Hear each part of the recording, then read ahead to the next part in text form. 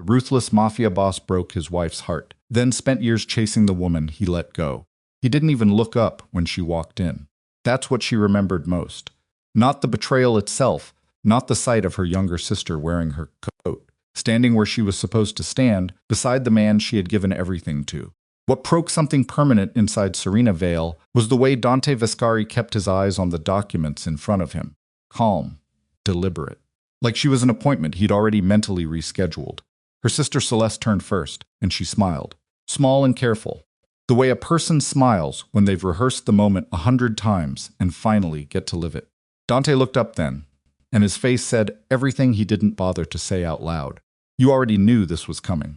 She was carrying his children, 2 of them, and she had walked back through those iron gates ready to finally tell him, ready, for the first time in 4 years of marriage, to ask for something just for herself. Instead, she stood in the doorway of the council chamber, with reins still on her coat, and watched her husband sign the document that erased her.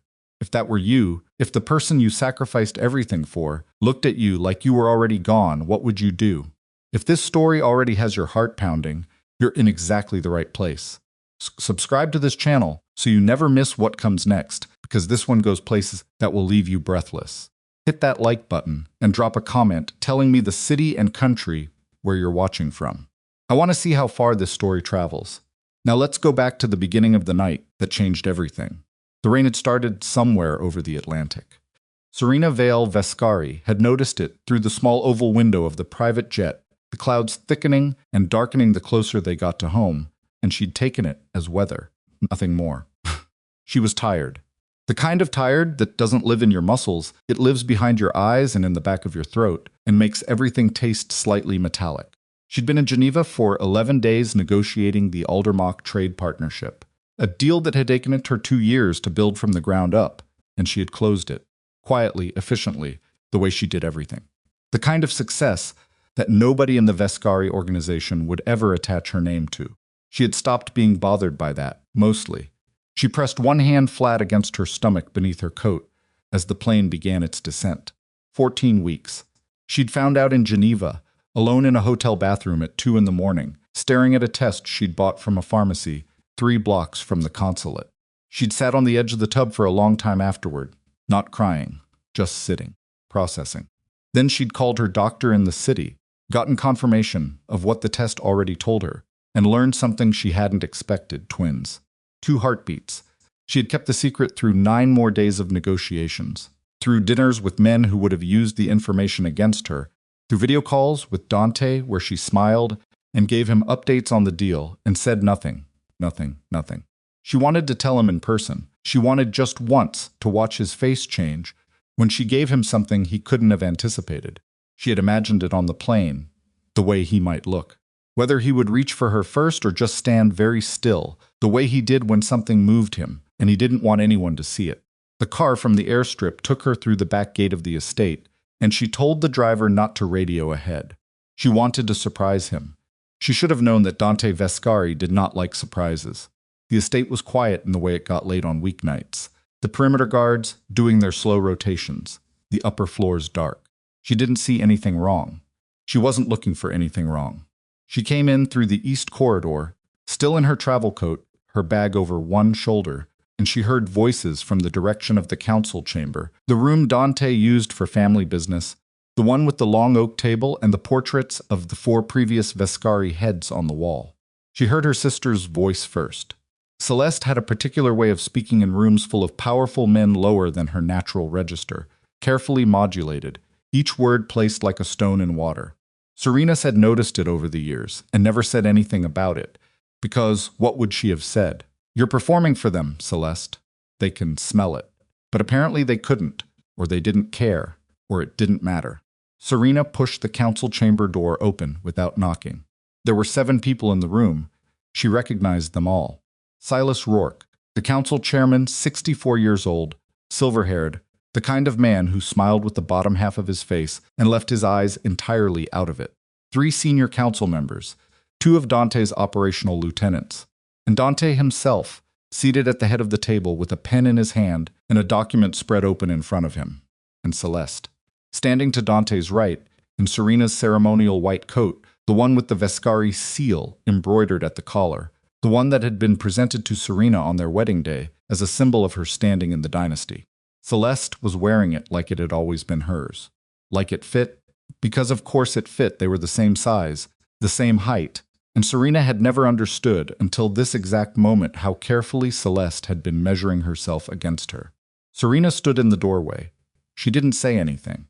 She was waiting for someone to look at her. Silas saw her first.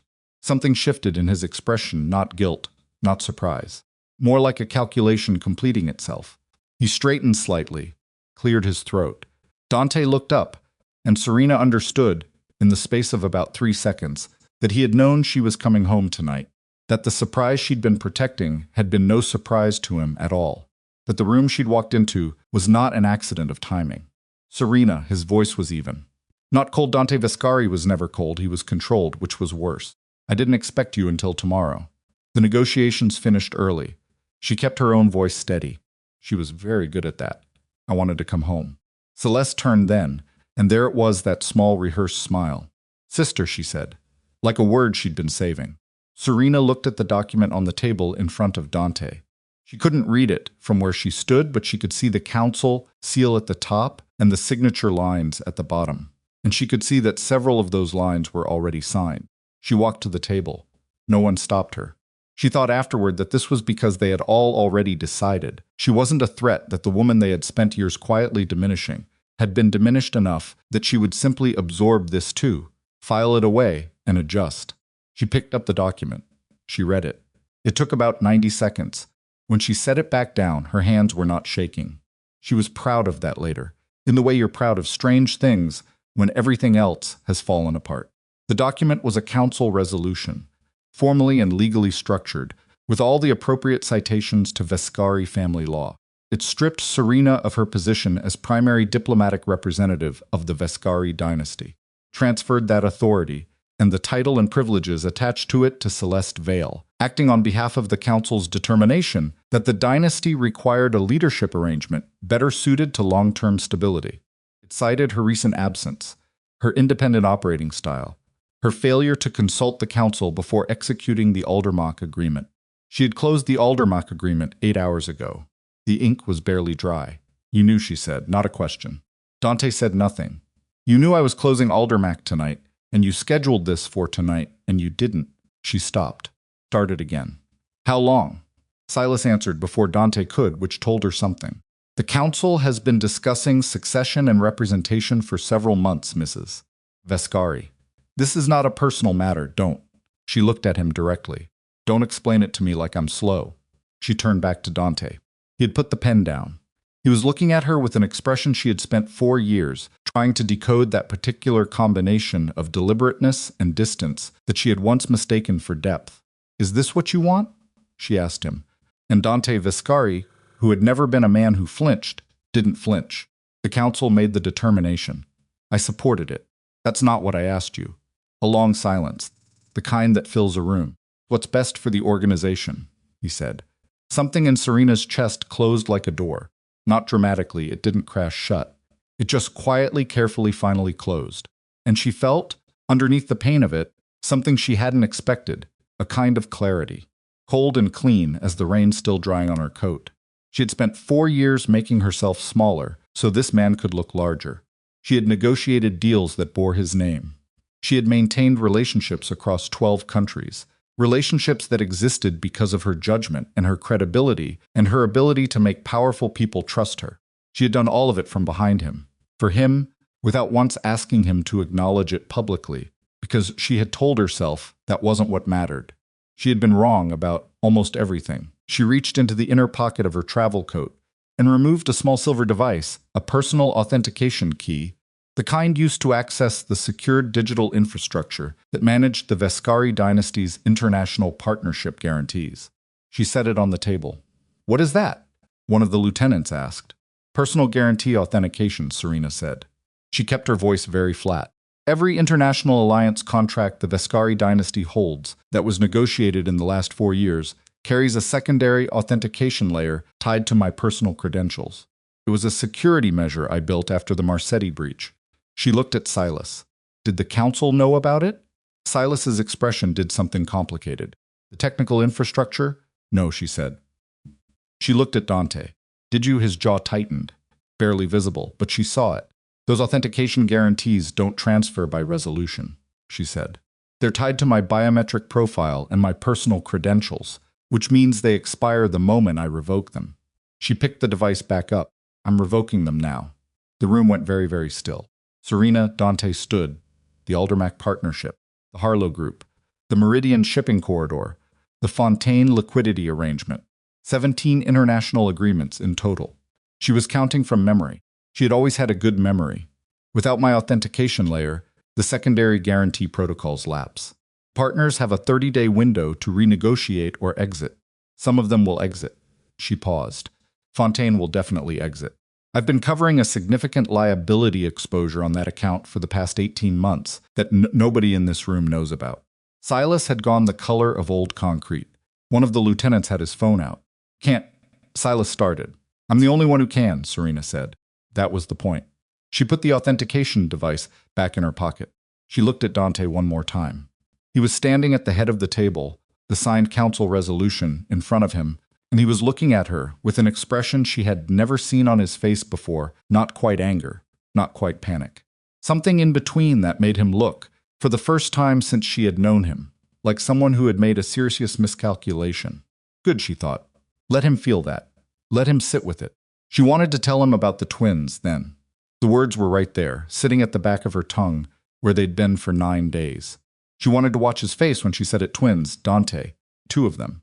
I found out in Geneva alone in a bathroom at 2 in the morning and see what that did to his careful composure. She didn't say it. Because the moment she did, they would stop being hers. The moment Dante Vescari knew she was carrying his children, this room full of lawyers and council members, and men who had already demonstrated exactly how they measured her worth, would have leverage she couldn't afford to give them. So she kept it. She turned and walked out of the council chamber and closed the door behind her without slamming it. Her hands started shaking in the hallway. She made it to the east stairwell before her legs stopped cooperating, and she sat down hard on the 3rd step, coat still wet, bag still over her shoulder, and pressed both palms flat against her knees and just breathed. In through the nose 4 counts. Out through the mouth 4 counts. The technique her mother taught her before her mother died. Back when Serena was 8 years old, and the world was already teaching her that falling apart was a luxury she couldn't afford. She gave herself 4 minutes. Then she stood up, adjusted her coat, and started making calculations. She could not stay in this house tonight. That much was immediately clear. Whatever happened next, whatever Dante's organization did, when they realized the full scope of what she'd just done, she needed to be somewhere else when it happened. She needed time and distance before they recovered enough to come after her. She thought about where she could go and systematically eliminated every option: family friends, business contacts, anyone connected to the Vescari network in any way. She thought about hotels and rejected them because Dante's people would check every decent establishment in the city within 6 hours. She thought about her college roommate who had moved to Portland, and that was actually possible. Portland was actually possible. Then she remembered the underground corridor. Every estate of a certain age had one. The Vescari property had been built in 1887, and the family had been in the business of needing exits since long before Dante was born. There was a tunnel that ran from the wine cellar beneath the east wing to a drainage utility building on the far side of the property wall, emerging behind a row of overgrown hedgerows on the residential street beyond. She had discovered it accidentally 3 years ago and mentioned it to Dante, who had shrugged and said the engineers had assessed it as structurally marginal, not worth modernizing. She had filed that information away the way she filed everything away. She went down. The tunnel smelled like groundwater and old stone, and it was not pleasant.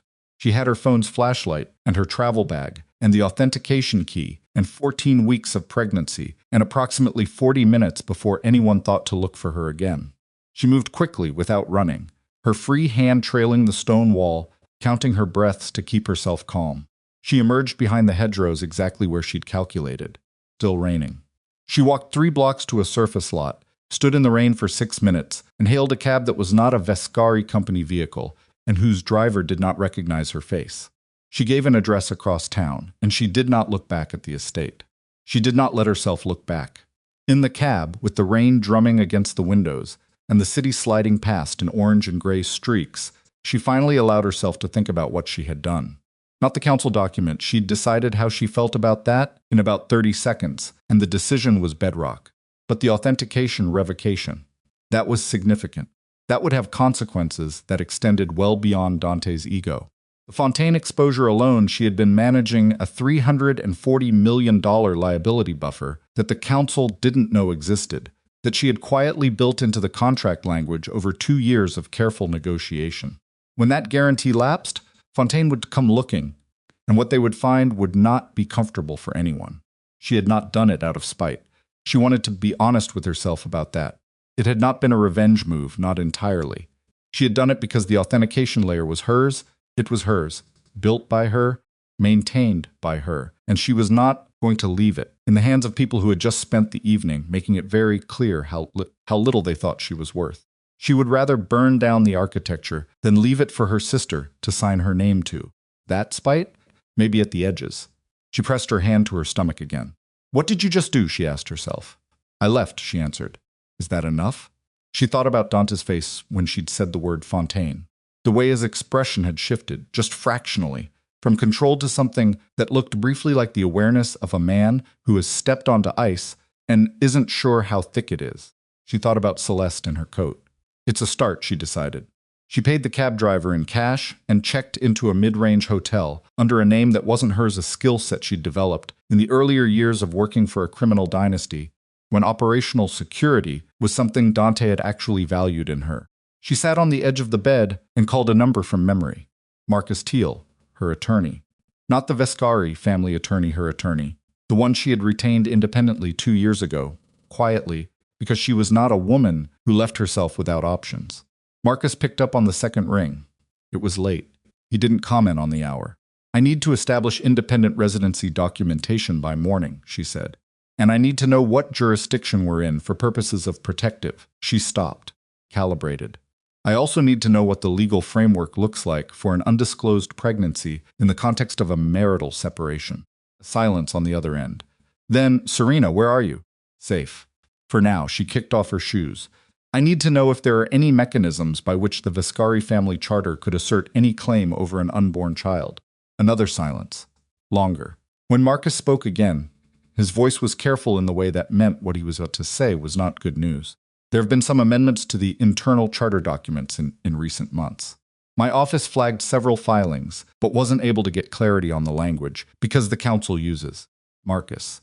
She stopped him. "Simple version. Can they come after my children?" And Marcus Teal, who had been a practicing attorney for 31 years, and was not a man who frightened easily, said, "Serena, I think you need to leave the state tonight."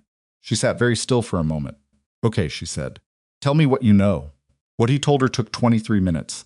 By the end of it, she had a pad of hotel stationery covered in notes and a very clear picture of how systematically she had been outmaneuvered. The charter amendments filed 6 weeks ago, which meant initiated at least 4 months before that, established provisions allowing the Vescari family council to petition for custodial rights over any child born into the dynasty bloodline when the council determined the birth parent to be, acting against the interests of the organization.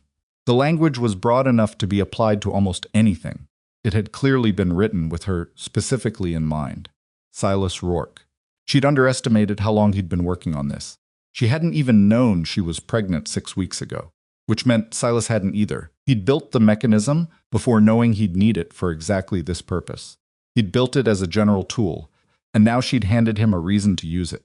She tore the top sheet of hotel stationery into small pieces and flushed them.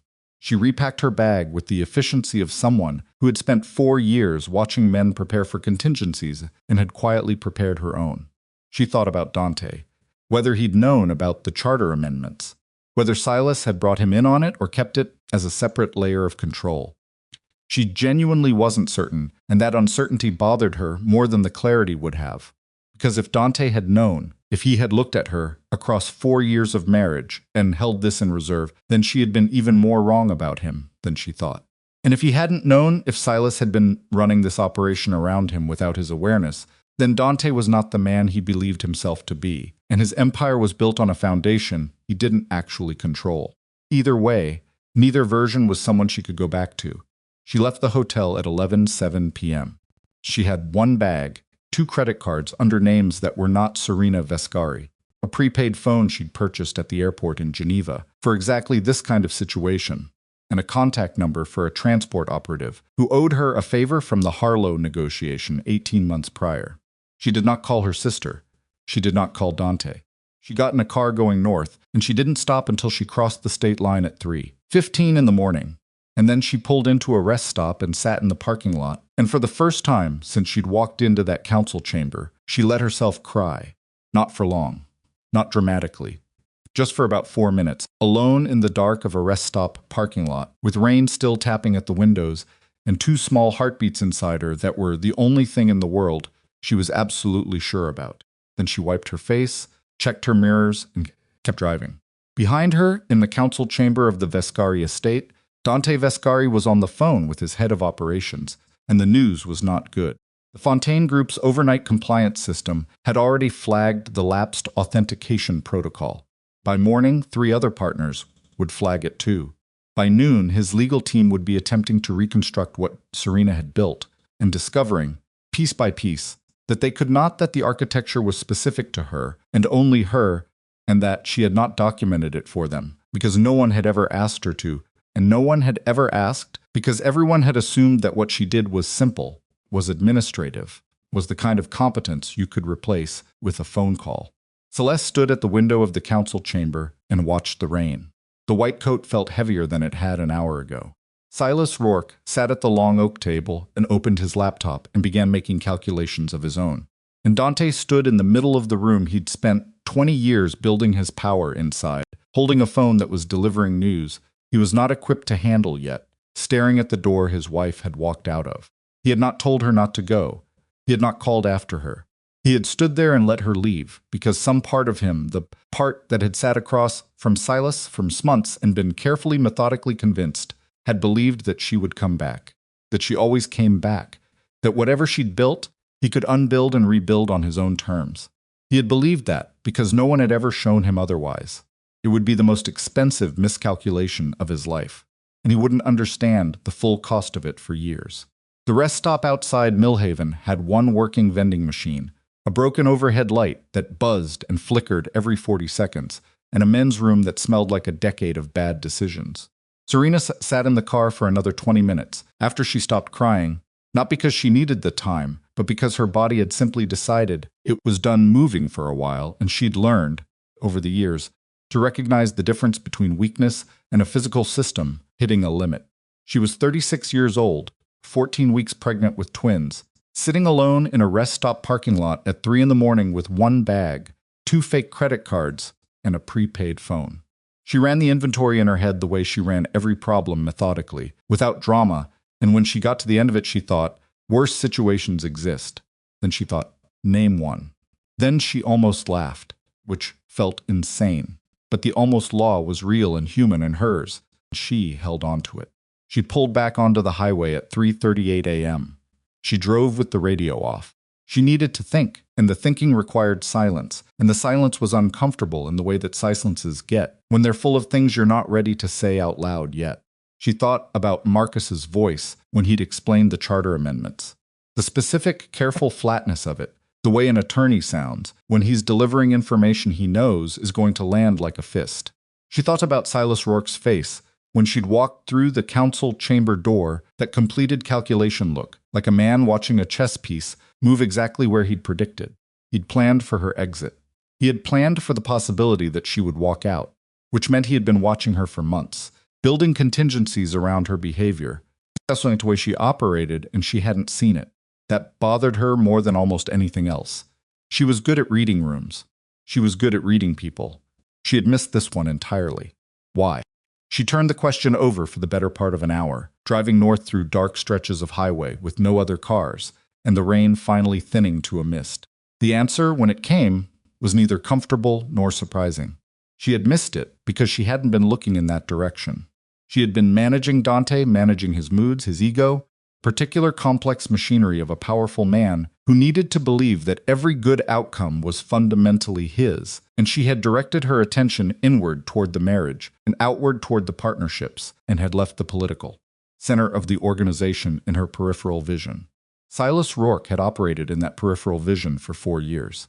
She wouldn't make the same mistake twice. She crossed into the next state at a few minutes past 4 and stopped at an all-night diner outside a town called Prentice that was small enough that no one would recognize her face and large enough to have a truck stop nearby where cash transactions were normal.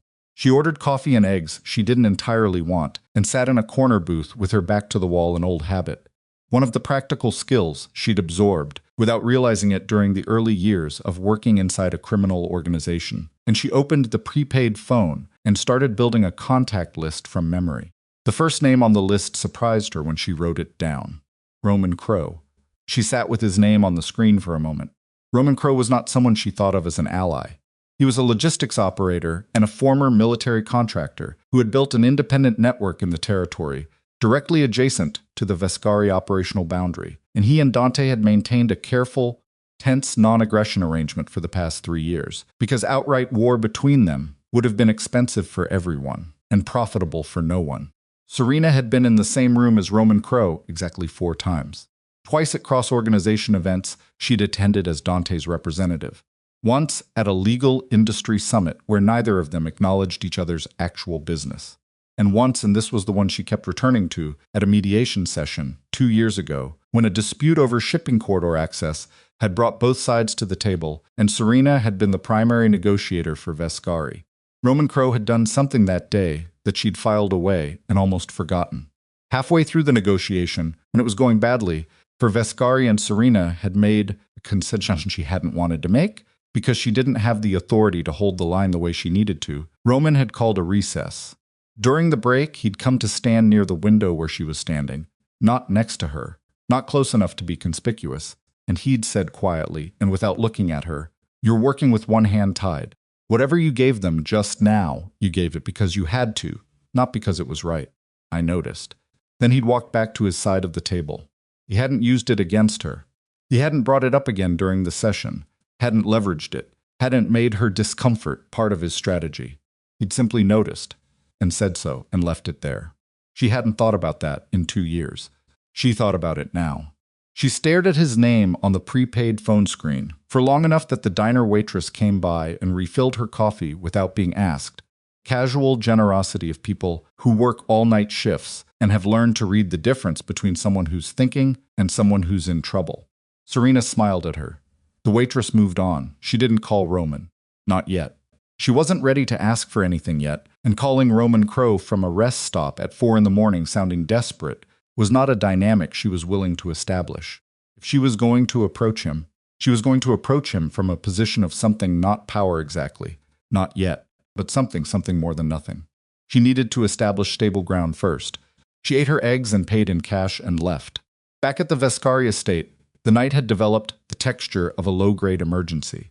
Not the loud, explosive kind, the quiet kind, which was worse, the kind where everyone is on their phone and speaking in controlled voices, and the air tastes like metal and tension.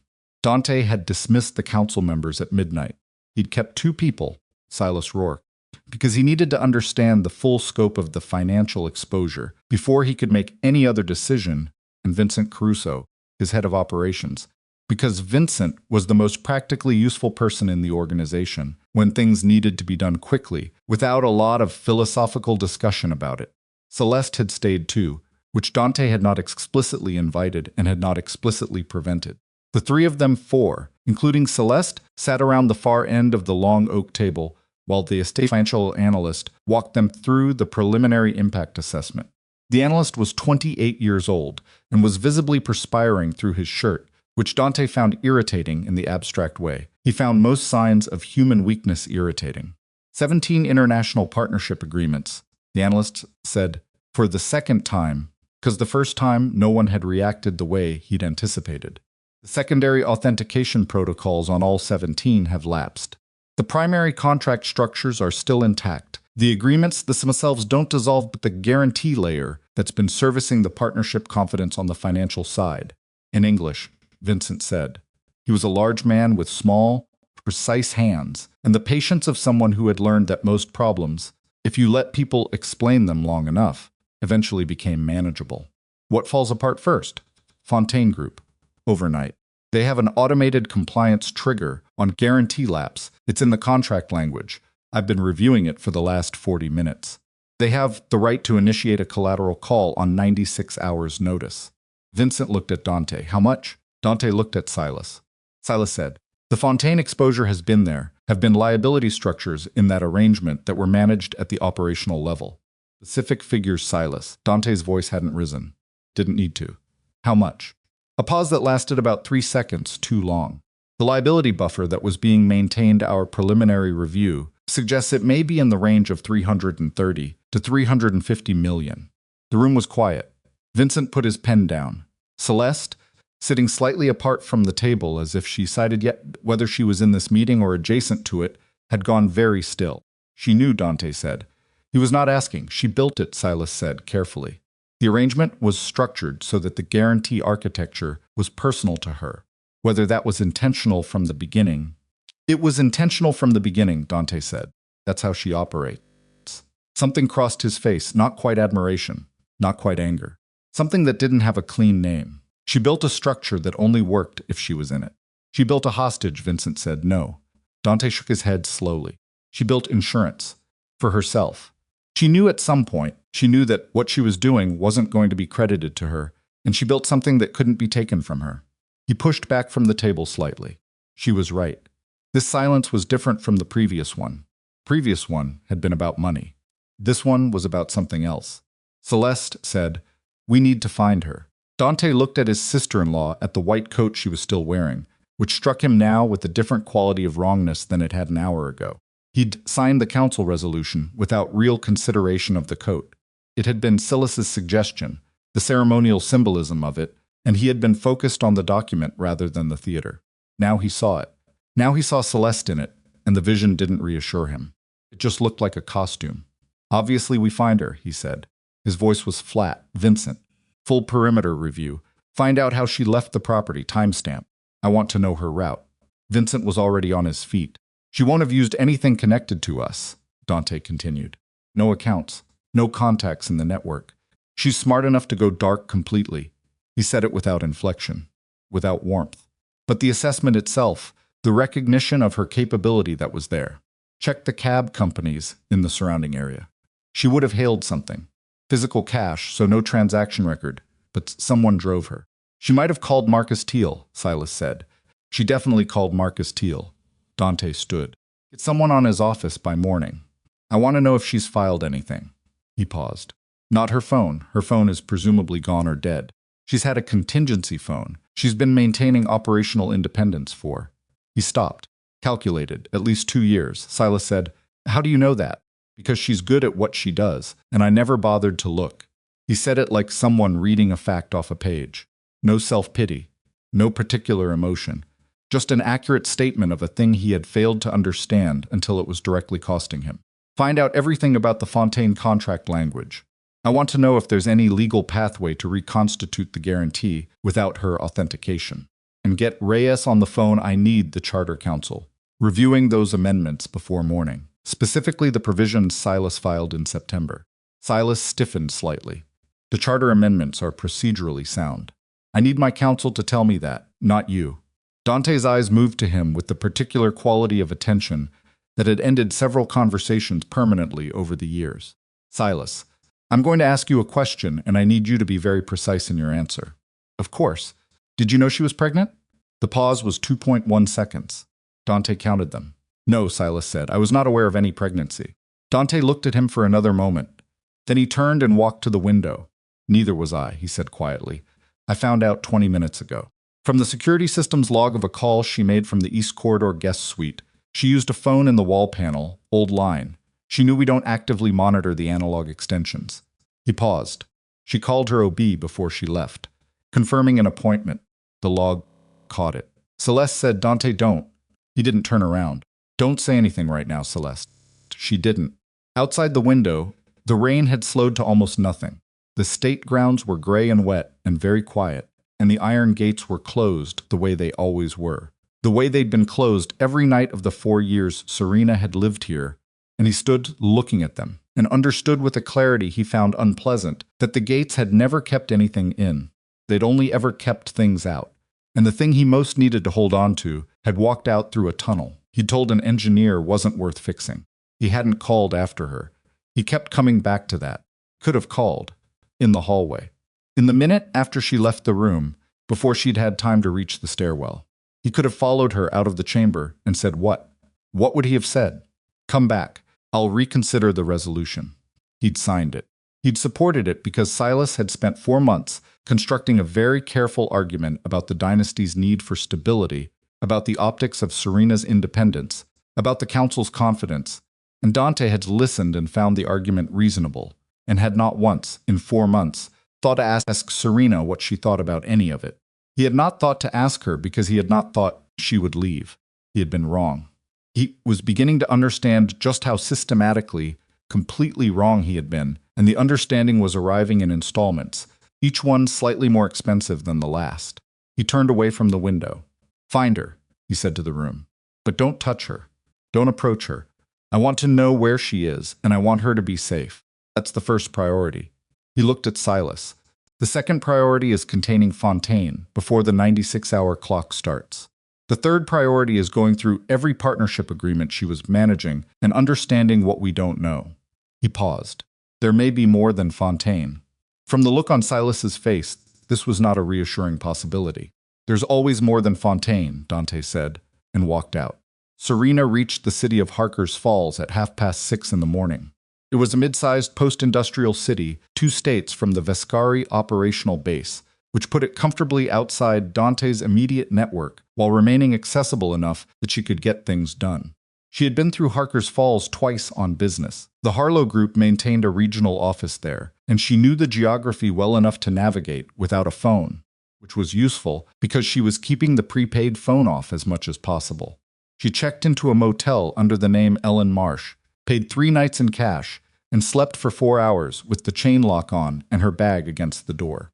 She woke at 11 a.m. to the sound of a maintenance cart in the hallway, and for one disoriented moment didn't know where she was. Then it came back not in a rush, but in pieces, the way traumatic clarity tends to arrive when you've given your nervous system a few hours to process things. Council chamber. Celeste's smile. The authentication key. The rest stop. The diner. The drive. She lay still for another 5 minutes, hand on her stomach. 2 heartbeats. Okay, she said to no one in particular. Here's what we do. She sat up. She hadn't brought much, but what she'd brought was purposeful, a change of clothes. Her personal laptop, which was encrypted and ran through a VPN she'd set up independently. A small notebook and a prepaid phone charger. She set up the laptop, opened a secure browser, and spent the next 2 hours reading. She read everything she could find about Silas Rourke's filing history with the Vescari Family Charter Authority. Most of it was sealed, but the Charter Authority published procedural logs, and procedural logs, if you read them carefully and knew the internal terminology, told you a great deal about what was being filed and by whom and in what sequence. She had spent 4 years learning that terminology because it was the kind of thing that nobody thought to teach you, but paid off eventually. What she found confirmed what Marcus had told her and added dimensions she hadn't anticipated. The charter amendments weren't just about custody. They were part of a larger restructuring package, a series of filings that had been running in parallel for 8 months, each one individually appearing routine, each one fitting into a larger pattern that, taken together, significantly concentrated power in the council chairmanship at the expense of both the primary family head and the primary family head's spouse. Silas hadn't been trying to replace Serena with Celeste. He had been trying to replace Dante with a council he controlled. Celeste was just a mechanism, a pliable, grateful, manageable replacement for Serena, who would occupy the position without understanding its actual levers. And Dante, who was proud and capable and ruthless, but had a particular blind spot for the people he trusted longest, had been managed like a piece on a board. Silas had been playing a game that had nothing to do with Serena's marriage and everything to do with his own succession. She sat back from the laptop. This changed things. Not her immediate situation, she was still a pregnant woman, hiding in a motel, 2 states from her husband's criminal organization, with a clock ticking on the financial consequences of her own exit. But it changed the strategic picture. Silas's move against her wasn't personal. It was instrumental, which meant he was capable of moving against anyone who stood between him and the consolidation of authority he was building toward, and Dante, who didn't know yet that he was a piece being managed rather than a player doing. The managing was more exposed than he realized. She did not feel sorry for Dante. She felt something, but it wasn't sorry. Picked up the prepaid phone and called Marcus Teal. "I have more information," she said when he picked up, "and I need 2 things. I'm listening. First, I need a secure consultation with a constitutional attorney who specializes in family charter law, not someone connected to any existing network. Clean. I know someone. Former circuit judge. She's expensive. Fine. Second, I need to make contact with someone outside the Vescari network. I need it to be verifiable as not hostile, not an approach for information, not a negotiation. Straight request for not protection. For space." Marcus was quiet for a moment. "Who?" she told him. A longer pause. "Roman Crow, yes, Serena. You know what that looks like. It looks like I'm making a move in the wrong direction. I know. I'm asking you to set up the contact anyway. Blind approach, no terms, no demands. Just a request for a conversation. He stopped. He's going to want to know why you're coming to him. Tell him I'm not coming to him as Serena Vescari. Tell him I'm coming as myself. If he doesn't know the difference, I'll find somewhere else to go." Marcus said he'd make the call. She hung up and looked at her reflection in the motel room's dark television screen. She looked tired. She looked older than 36 in the particular way that people look older when they've been carrying too much for too long and have recently put some of it down, and the absence of the weight has left them visibly lighter but also visibly depleted. Her hair was still slightly damp from the rain the night before. She had a bruise on her left palm from where she'd caught herself against the tunnel wall in the dark. She looked at her reflection for a while. "You made a choice," she told herself. The reflection didn't argue. Marcus Teal called Roman Crow's office at 12:17 p.m. He did not reach Roman Crow. He reached a woman named Dana, who said she would pass along the message and that Mr. Crow would respond when available. Marcus gave her a callback number and thanked her and hung up, and immediately felt the specific anxiety of someone who has sent a communication into an uncertain space and must now wait. Roman Crow called back in 40 minutes. Marcus laid it out as simply and cleanly as he could. Client. Independent. Needed not assistance exactly. Needed a conversation. The client was someone Roman had met before at a professional level. Client was willing to present her situation directly, without intermediary, and was not approaching with terms or demands. Roman said, "Who is she?" Marcus said, "Serena Vale." There was a pause on the other end of the line. Not a long one. "Vale," Roman repeated. "Not Vescari." He picked up on it immediately. "She's using her family name." "She's choosing to," Marcus said. Another pause. "She all right?" The question surprised Marcus slightly. It was not the question he'd expected. He'd expected, "What does she want?" or "What's the exposure?" or something operational. Not, "Is she all right?" "She's safe," Marcus said. "That's not the same thing," Roman said. Marcus absorbed this. "She's managing." "Set up the meeting," Roman said. "Here, my facility in Harker's Falls. She knows where it is. She was at the Harlow negotiation 2 years ago, same building." A pause. "Tell her she can come without armor. I won't be bringing any either." Marcus passed the message. Serena received it sitting on the edge of the motel bed, still in yesterday's clothes, and something in her chest, something that had been wire-tight since the moment she'd walked through the council chamber. Door shifted slightly. Not released.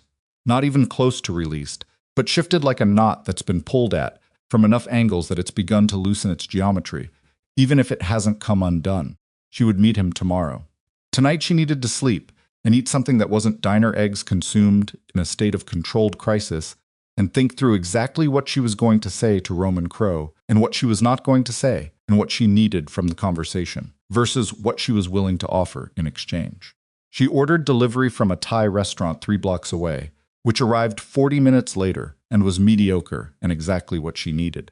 She ate it at the small motel desk with her laptop open, not working, just the familiar presence of it while she ate. She thought about Theo and Mara. She had started calling them that in her head, the names she'd been quietly considering for weeks, not their names yet, not officially, but the names she'd been testing against the idea of them. Theo and Mara. She pressed her free hand to her stomach. "I'm working on it," she said. Back in the Vescari estate, Dante had not slept. By 8 in the morning, his security team had traced Serena's exit through the tunnel and established that she'd reach up to the public street at approximately 10:52 p.m. A cab company in the Millhaven area had a pickup record that matched the time window, a fare from the residential street behind the estate property to a destination on the east side of the city. The driver remembered a woman with a dark coat and a single bag who had paid cash and been quiet. He did not know where she had gone from there. Vincent reported all of this at the breakfast table, which Dante sat at without eating. Celeste came down at 9, wearing her own clothes this time. She had left the white coat upstairs. She poured herself coffee and sat across from Dante, and they regarded each other across the table with the specific discomfort of two people who have committed a thing together and are now measuring each other's capacity for regret. "She'll come back," Celeste said. "She said it the way people say things they need to be true." Dante looked at her. "Why would she?" Celeste opened her mouth, closed it. "She has no reason to come back," Dante said. "I made sure of that." He wasn't being self-pitying. He was being accurate. In the relentless way he'd applied accuracy to organizational problems his entire adult life, now turned on himself with the same cold consistency. "We made sure of that." Celeste set her coffee down. "Dante." "Stop." Not loud. Flat. "I was in the room, Celeste. I don't need you to explain to me what the council needed. I need you to be honest about what you needed, and what Silas told you you'd get." He looked at her steadily. "How long has he been talking to you?" A pause. "That's not relevant to." "How long?" She looked away. 8 months. 8 months. Dante did the arithmetic. Before the Aldermach negotiation began. Before Serena had gone to Geneva. Before, arguably, any of the pretextual reasons for the resolution had even existed. "He came to you," Dante said. "He laid out a vision of what your position in the dynasty could look like if certain obstacles were removed." She didn't answer, and you said yes. Not an accusation. An observation. "I said I was interested in being more involved," Celeste said. Her voice had gone tight. "That's not the same as..." "Celeste." Dante leaned forward slightly. "Your sister is pregnant. She was pregnant last night when she walked into that room. She was pregnant when she revoked guarantees that are going to cost this organization a minimum of $340 million and potentially more. She was pregnant when she walked out of here alone in the middle of the night." He paused. "Did you know?" Celeste's expression did something complicated. Several things in succession. Shock real, apparently, not performed. Then something that might have been guilt, moving quickly through her face like a shadow. Then something else that settled in after, not quite grief. Something that wanted to be grief, but hadn't decided yet whether it was allowed to be. "No," she said. "I didn't know. Silas didn't tell you." "No." Dante sat back. "Think about what that means." She looked at him. "He knew," Dante said, "or he suspected. He's been surveilling her for 8 months. You think he missed a Geneva OB appointment, logged to her travel itinerary? He didn't tell you because he knew that if you knew, you might have made a different decision. He used you, Celeste, and I let him use me. And now Serena is somewhere I can't find her, carrying my children, with every reason in the world to make sure I never do." The word children landed in the kitchen like something physical. Celeste flinched. "What do we do?" she asked. "Right now?" Dante stood. "I'm going to talk to Silas. And you're going to go upstairs and think very carefully about everything Silas told you in the past 8 months and write it down. Every conversation, every promise, every specific word you can remember." He looked at her directly. "Can you do that?" "Yes." "Good." He started toward the door, stopped, turned back, and Celeste the coat. She looked up. "Stays in the closet," he said, "until I tell you otherwise." He left her sitting at the breakfast table with her hands wrapped around a coffee cup that had gone cold. Silas Rourke was in his office on the 3rd floor, and he had been awake all night, which showed in the gray, compressed quality of his face when Dante pushed the door open without knocking. He looked up from his laptop and did the instantaneous recalibration that a certain kind of political survivor does when they sense the ground has shifted. A quick internal assessment, a repositioning, a careful arrangement of expression. Dante pulled a chair to the front of Silas's desk, turned it backward, and sat with his arms resting across the top rail. "The Fontaine liability," he said. "You told me it was managed." "It was being managed," Silas said carefully. "You told me it was managed." Dante didn't raise his voice. Tense. Resolution. "You told me the Fontaine arrangement had been restructured 14 months ago, and the exposure had been reduced. I signed off on a quarterly report that showed that restructuring completed." Silas's hands resting on the desk had gone very still. "What I didn't know," Dante continued, was that the restructuring had been achieved by routing the liability through Serena's guarantee layer rather than resolving it. She absorbed the exposure. She has been carrying $340 million of Vescari liability inside her personal authentication architecture for 18 months. He paused. You knew this. The technical structure of the guarantee arrangements. You knew. Not a question. You signed off on the Fontaine restructuring. Your name is on the internal documents, which means you knew that the guarantee architecture depended on Serena, and you filed charter amendments designed to remove Serena, and at no point did you mention to anyone in this room that removing Serena would trigger a $340 million exposure. The silence between them had a quality now that hadn't been there before. Silas said, "The situation is manageable. Stop." Dante leaned forward slightly. "Here's what I think. I think you have been working on something for a long time that has nothing to do with the dynasty's interests and everything to do with your own. I think you used my marriage, my sister-in-law, and my own stubbornness as the mechanisms, and I think you calculated that if the resolution went smoothly, you would have consolidated enough authority in the council chair position that the Fontaine Exercise was simply another tool for controlling whatever came next." He looked at Silas with the particular quality of attention that had a well-documented history of preceding consequences. "I think Serena understood this last night, and I think that's why she didn't fight the resolution." Silas was very still. "She didn't fight because fighting wasn't the move," Dante said. "The move was to leave and take everything with her that you couldn't file a charter amendment to recover." He almost smiled. "It wasn't a pleasant thing to see. She outplayed you. She outplayed me. And now I have to decide what I do with that. Dante, you're going to give me everything. Every document, every communication, every filing that relates to the charter restructuring package. You're going to do it today, and you're going to do it completely, and you're going to do it because the alternative is that I ask Vincent to have a different kind of conversation with you about what complete looks like." Dante stood. "Are we clear?" Silas said yes. He said it the way a man says yes when no is no longer an available word in his vocabulary. Dante walked to the door. His hand was on the frame when Silas said, very quietly, "She'll go to Roman Crow." Dante stopped. "She has no other move," Silas said. "She needs territory outside our network. She needs someone powerful enough to refuse any approach we make. And she's pragmatic enough to recognize that Roman is the only player in proximity with both the capability and the structural incentive to keep her safe." A pause. "She'll go to him. And once she does," Dante said slowly, "she's no longer just a missing wife. She's an intelligence asset in a rival organization." He turned his head, not quite looking back into the room. "Which is what you want." Silas didn't answer. "Because if she's in Roman's organization, I have justification to approach her as an organizational threat instead of a personal matter." Dante's voice was very quiet now, which gives you grounds to push for a harder response than I'd otherwise authorize. "The dynasty's interests." Dante turned fully. Face had gone somewhere past anger, somewhere flatter and more dangerous than anger.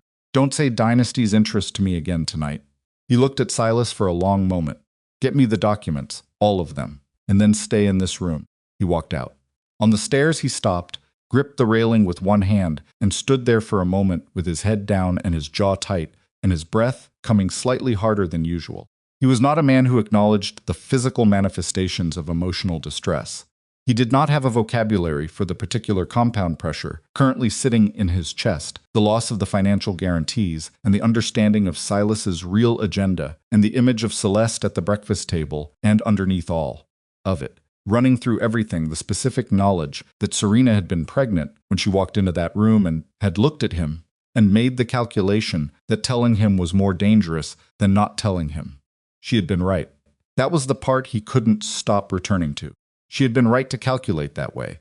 If she'd told him, the room full of council members and charter lawyers would have had leverage over the most important information in the room. She'd assessed the situation faster than he had and made the correct call, and walked out into the rain alone rather than hand that leverage over. His wife was smarter than he had given her credit for. His wife. He'd spent 4 years treating her like an asset, and not enough of those years treating her like a person, and now she was gone, and carrying his children, and moving toward the one situation Silas had been right about this much, that would make recovering her exponentially more complicated. Straightened. He took a breath. He went to find Vincent. "Put a team on Roman Crow's Harker's Falls facility," he said. "Observation only. I need to know if she goes there." Vincent said, "And if she does?"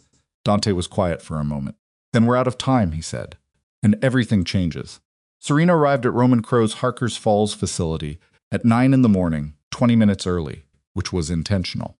She had learned, in the years of working inside the Vescari organization, that arriving early to a meeting you hadn't requested told the other person something specific about your state of mind, that you were controlled, that you had not been running, that whatever had brought you to this room had not rattled you badly enough to make you late. It was a small signal. Most people didn't consciously register it, but Roman Crow, she suspected, was not most people. The facility was a converted warehouse that had been rebuilt from the inside out. The exterior still carried the industrial anonymity of the surrounding district, weathered brick and unmarked loading doors, nothing to suggest what operated within. She had been here twice before, both times with Vescari representation at her back, and the building had felt different then, larger somehow, or she had felt smaller in it. She was not entirely sure which. She went through the front entrance alone. Dana, the same woman, who had spoken to Marcus on the phone, met her in the reception area and offered coffee, and was told no thank you. And then Serena waited in a chair near the window for 7 minutes before Roman Crow came down the interior stairs. He was taller than she remembered. She had a tendency to compress people in memory, to flatten them slightly, reduce their physical presence, a psychological habit she'd developed as a way of managing the intimidation that came with operating in rooms full of powerful men who expected you to be smaller than you were. She made herself look at him clearly now, without compression. Mid-40s, broad-shouldered, wearing a gray shirt with the sleeves pushed to the elbows. A face that had been broken. At least once the bridge of his nose carried the slight offset of an old fracture and had healed into something that looked less like damage than like a record of decisions made and survived. He didn't smile when he saw her. He didn't extend his hand. He just looked at her for a moment with an assessment in his eyes that was direct without being hostile. And then he said, "You look like you've been awake for 2 days." 1.5, she said. "Come upstairs." His office was on the 3rd floor, a wide-open room with tall windows that faced the street below, and a conference table that had been pushed to one wall to make space for a plain desk and 2 chairs. The chairs faced each other, without a table between them. She noticed that he'd set it up deliberately, no barrier, no hierarchy of position. She sat in one and he sat in the other, and for a moment they just regarded each other. "Marcus told me you're coming as yourself," Roman said, "not as Vescari." "That's right. What does that mean, specifically?" "I want to hear it from you." She looked at him steadily. "It means I left. Last night. The council issued a resolution stripping my position, and I revoked my partnership guarantees, and I left the estate through a maintenance tunnel at 11 p.m., and I've been driving since." She paused. "It means whatever leverage my marriage gave you is no longer the operative dynamic. I'm not Dante's wife in any functional sense anymore. I'm a woman with a professional background and a set of skills in a situation that requires me to be somewhere other than Vescari territory. And you came here. You're the only player in proximity who has both the capability to provide a buffer and the structural incentive not to hand me back." She said it plainly, not as flattery, as analysis. "You know what I was doing inside the Vescari organization. You saw enough of it at the Harlow negotiation to have a reasonably accurate picture. And whatever I built for them, I can build independently or for someone else." Roman was quiet for a moment. His hands were resting on his knees, and he had the particular stillness of someone who is genuinely listening rather than preparing a response. She had noticed this about him 2 years ago. It was rarer than it should have been. "I'm not hiring you," he said. She blinked, just once. "I want to be clear about that up front so we're not having 2 different conversations." He leaned forward slightly. "I'm not going to bring you into my organization as a transaction. You come in because Dante pushed you out. I use what you know. Dante comes looking. And suddenly, I have a war I didn't want, and a woman who didn't actually choose to be here." He shook his head. "That's not a thing I'm interested in." She sat with that for a second. It was not what she'd expected him to say. She'd prepared for conditions, for negotiation, for the particular dance of 2 people, establishing what the other was worth before agreeing to anything. She hadn't prepared for a flat refusal followed by what sounded, improbably, like a principle. "Then what are you offering?" she asked. "Space," he said. "What Marcus told me you asked for. I have a residential property on the north side of the district. It's not connected to any operational infrastructure. It's clean, it's secure. You can stay there while you figure out what you're doing. No conditions, no timeline, no expectation of anything in exchange. He paused. If you decide later that you want to work here, in some capacity, we can have that conversation when you're not running on 40 hours of adrenaline and whatever you had for breakfast. Thai food from last night. When you're not running on that. Something moved through his expression briefly, not quite a smile. Closer to the acknowledgement that a smile was an available option. I'm serious about the space. You need time. Take it. She looked at him for a long moment. Why? She said. Why what? Why no conditions? Why isn't this a transaction? She was genuinely asking. Not testing him. Not performing skepticism. Genuinely asking because she needed to understand the architecture of what was being offered before she decided whether to trust it. You don't know me well enough to do this out of generosity, and you're not stupid enough to do it for nothing. Roman was quiet for a moment, 2 years ago. At the Harlow negotiation, he looked at her directly. You were negotiating a corridor access deal for an organization that was giving you about a third of the authority you needed to actually close it. You knew it. I knew it. And you still closed it, not perfectly, not everything you should have gotten, but you closed it because you were good enough to work with what you had. He paused. Nobody on your side acknowledged that in the room. Dante's representative called you afterward and told you to send him the summary for his review. I watched that happen from across the table. A beat. I've thought about that a few times since. What it would look like if you had the full authority. The room was quiet. I don't need anything from you right now, Roman said. But I think you're someone worth not losing track of. And I think you're in a situation that is going to get worse before it gets better, and I have the capability to put a floor under it. He stood, the offer space. A place to stand. No strings. She stood too, she thought about saying something the particular courteous deflection she'd used 1,000 times in professional contexts, the careful acknowledgement that preserved all available options while committing to nothing. She had it ready. It was right there. She didn't use it. Okay, she said, thank you. Roman nodded. Dana will get you the address and the access codes. Get some sleep before you try to plan anything. He turned toward his desk, then stopped. One thing. Yes. Are you safe physically? Is there a medical situation I need to know about? She held his gaze. She had planned to say no, nothing. Fine, the standard response. She'd carried the secret for 9 days, and through one of the worst nights of her life, and she'd carried it well. She said, I'm pregnant. 14 weeks. Twins. I'm healthy, and so are they. I'll need access to medical care at some point, a provider who doesn't have connections to any existing network. Roman's expression didn't change in any dramatic way. He absorbed this the way he seemed to absorb most things without performance. Then he said, I have a medical contact. Former ER physician. She's independent. I'll send her to you. That was all. No reaction to the implications of it. No calculation visible on his face about what a pregnant Serena Vescari represented in terms of leverage or complication or risk. Just, I have a contact. I'll send her. The directness of it hit her somewhere she hadn't expected, in that tender place behind the sternum that opens up when something is simpler than you've learned to expect things to be. She thanked him again and went downstairs and took the address from Dana. She moved into the North Side property that afternoon. It was a brownstone on a residential street. 3 bedrooms, recently updated, quiet. She stood in the middle of the main room for a moment, after the door closed behind her and listened to the silence. No estate machinery. No staff moving through distant corridors. No distant sound of Dante's voice on a phone call 2 rooms away, managing the world with the particular low authority of a man who had never had to raise his voice to be obeyed. Just quiet. She put her bag down. She went to the window and looked out at the street. Okay, she said, to the quiet, to herself, to the 2 heartbeats she was carrying. We start here. 3 weeks passed. They were not peaceful weeks. No weeks that follow a decision of that magnitude are peaceful, but they had a quality of forward motion that Serena recognized and held on to. She slept. She ate properly, which she had not been doing in the last months of the marriage, running on adrenaline and professional obligation, and the particular nutritional deficit of someone who eats at business dinners every other night and calls it sustenance. The physician Roman sent doctor.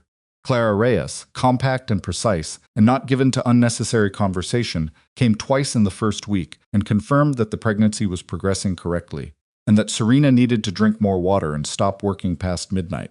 Serena worked past midnight 3 more times, and then, because the doctor had been right and her body made the point clearly, stopped.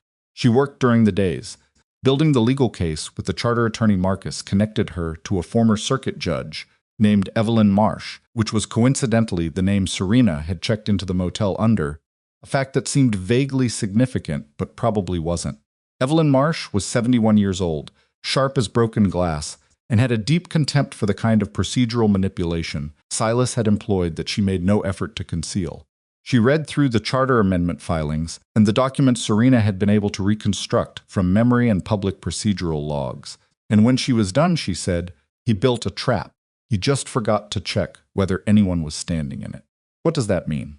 Serena asked. "It means the amendments are internally contradictory." Evelyn tapped a specific page. Session provision in Section 4 grants the council chair authority to initiate custody proceedings. But Section 4 was amended under a procedural rule that requires unanimous council approval for changes to fundamental succession law. The vote on that amendment was 6-1. She looked up. One council member dissented. "Morrow," Serena said immediately. Louis Morrow, the oldest sitting council member, 77 years old, a man who had been deeply skeptical of Silas for years and had told Dante so repeatedly and had been dismissed as old-fashioned. He voted against it, which means the amendment wasn't properly ratified, which means the custody provision is legally unenforceable within the charter framework. Evelyn set the papers down. "That doesn't solve all your problems, but it removes the one that frightened me most." Serena sat back in her chair and closed her eyes for a moment. They couldn't take her children. Not legally. Not through the mechanisms Silas had constructed. The architecture he'd built to come after Theo and Mara had a crack in its foundation, and Serena had the documentation to prove it. She called Marcus. She called Evelyn's former clerk, who had contacts in the relevant jurisdictions. She started building the evidentiary package with the systematic patience of someone who understood that the law, when you know it well enough, is one of the few tools that can stand against money and power if you use it precisely. She had been inside a criminal organization for 4 years. She knew where the legitimacy was paper-thin and where it held. She knew what the Vescari Charter Authority would and would not protect. She knew what federal oversight frameworks existed and how to make contact with the people who operated within them without triggering the alarms that protected the network. She knew all of this because no one had ever asked her to use it against them. They had asked her to use it for them, and she had, and in the process, she had learned the landscape so thoroughly that she could navigate it in either direction. She started navigating. 4 weeks in, she accepted Roman's offer of a position. Not as an employee in the traditional sense, as an independent compliance strategist contracted to Roman's logistics organization, with full authority over her own scope of work, and no organizational hierarchy above her except the terms of the contract itself. She negotiated the contract herself, with Evelyn reviewing the final draft, and she put language in it that gave her the right to exit without cause on 30 days' notice, and that explicitly prohibited any use of her work product in any action against the Vescari organization specifically. Roman read the contract and signed it without proposing a single amendment. She stared at his signature for a moment longer than was strictly necessary. Then she went to work. What she found in the first 6 weeks inside Roman's logistics infrastructure was not what she'd expected. She'd anticipated the standard organizational vulnerabilities of a mid-sized criminal enterprise, some money laundering, some regulatory arbitrage, the usual quiet arrangements with officials who preferred their arrangements quiet. That was manageable. That was the environment she'd spent 4 years working inside. What she found instead was a systematic theft operation embedded 3 layers deep in the organization's humanitarian supply chain. Roman's logistics network included a significant contracts arm that moved medical and food supplies for 3 international relief organizations. It was legitimate work, genuinely so, one of the few parts of the operation that existed entirely in the legal daylight, and buried inside it, routed through a series of shell brokerage accounts that had been set up by someone with considerable technical sophistication, was a mechanism that had been skimming supplies. Not money. Supplies. Diverting 20 to 30% of contracted humanitarian cargo to sector buyers for cash before the shipments ever reached their designated distribution points. People were not getting food and medicine because someone inside Roman's organization had been stealing it. She sat with this for an entire evening. It was not a Vescari problem. It was not her problem. Technically, legally, professionally. She was contracted for compliance, financial compliance, regulatory exposure management. What she had found was arguably outside her stated scope. She could write a report, flag it, and let Roman's people handle whatever came next. She could protect herself from any liability questions about the delay between discovery and disclosure and move on. She thought about the distribution points on the shipping logs, coordinates. She knew what those regions looked like. From the briefing materials, she had read them as background for the contract review. She thought about what 20 to 30% of a humanitarian shipment looked like when it didn't arrive, what it looked like in practical terms. Who absorbed the shortage? She went to Roman's office the next morning with a 40-page document she had assembled overnight. He read it in front of her. All of it. He did not skim. He read each page with his face doing the specific controlled work of a man absorbing information that he finds both alarming and clarifying. When he finished, he set it down. How long, he said. Based on the account structures, approximately 3 years. The mechanism was built before you restructured the supply chain in, I'm going to guess, 2021. February 2021, he confirmed. His voice was very flat. During the restructuring, someone added the shell brokerage layer. Yes, and nobody caught it. He wasn't asking. He was doing the same thing she'd seen him do at the Harlow negotiation, taking an accurate accounting of a situation, regardless of how uncomfortable the accuracy was. I didn't catch it. The architecture was specifically designed not to be caught in a standard financial audit. The shipment diversion happens pre-log, before the official cargo record is created. The actual physical count has already been reduced. The financial trails are in the brokerage layer, not the supply chain documents. So the audit wouldn't see it. You'd have to be looking at the physical throughput against the contracted volumes at the distribution end. He looked at her. How did you find it? I was looking at the wrong thing, she said. I was doing regulatory exposure mapping, and I noticed that the distribution delivery confirmation rates for 3 of the relief organization contracts were consistently running 4 to 6% below what the shipping logs reported. It was too consistent to be weather or road conditions. So I started pulling at it. Roman looked at the document for a moment. Then he said, "Who built it?" "I don't know yet. The account structures are sophisticated enough to suggest someone with significant financial architecture experience. I have leads." She paused. "I need 2 more weeks and access to the physical cargo records from the distribution warehouse on the east side. You'll have them." He stood. He walked to the window. Stood there for a moment with his back to her, and she watched the slight shift in his shoulders, the particular adjustment that happens when a person is carrying something that landed heavier than expected. 3 years, he said. Yes. He turned back. His expression had settled into something she was coming to recognize, the specific resolution of a man who processes things quickly and completely and then moves. "Fix it," he said. "All of it. Full authority. Whatever access you need." He looked at her directly. "And make sure the people at the distribution points know it's being fixed. I want a corrections delivery arranged for every shipment that was shorted. I don't care what it costs." She nodded. She went back to work. The corrections delivery took 3 weeks to arrange and cost more than she'd estimated. Roman didn't comment on the cost. He signed every authorization she put in front of him. She spent the evening sitting at the brownstone's kitchen table with tea she didn't always finish, reading through the documentation. Evelyn was building for the charter challenge and feeling the particular complex of emotions that comes with being simultaneously more settled than you've been in years and more afraid than you've been in years. The settled part was the work and Roman's directness and the north side brownstone, where she was beginning to know the specific sound of the radiator at night and the particular quality of light through the kitchen window at 7 in the morning. The afraid part was everything else. She thought about Dante. She tried not to, and she did anyway. The way you think about things you've decided not to think about, not constantly, but with a specific recurring weight that showed up unexpectedly, at odd angles, when she was reading something and a phrase caught on something, or when she heard a voice at a certain register from across a street. She thought about the Dante she had married, not the man from the council chamber, but the man from 7 years ago, before she understood the full architecture of what she was walking into. She had loved him. She needed to be honest about that, not romantic about it. She had loved the deliberateness of him, the stillness, the way he moved through rooms like he had already decided every possible outcome and had no need to perform uncertainty. She had mistaken control for strength. She had been young enough to make that mistake and intelligent enough to take a long time realizing she'd made it. She had loved him, and he had replaced her with her sister without looking up from the documents. She didn't hate him for it. Hate was too continuous a thing.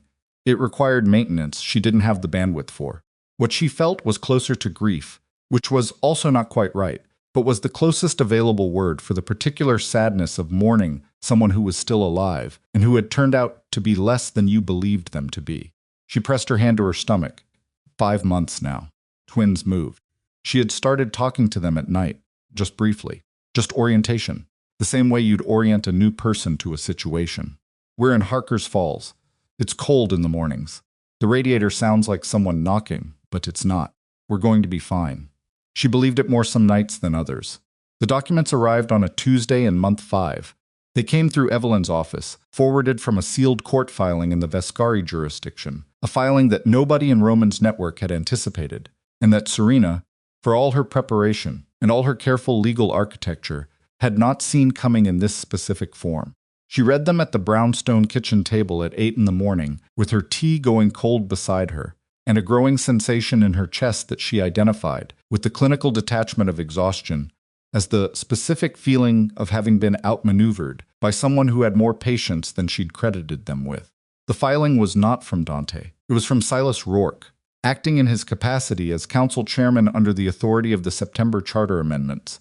The same amendments Evelyn had identified as procedurally invalid. The same amendments Serena had been building a challenge against for 4 months. But Silas had filed first, in a different jurisdiction, before she could file her challenge. And the filing, 73 pages, dense, meticulously constructed, contained something she had not anticipated.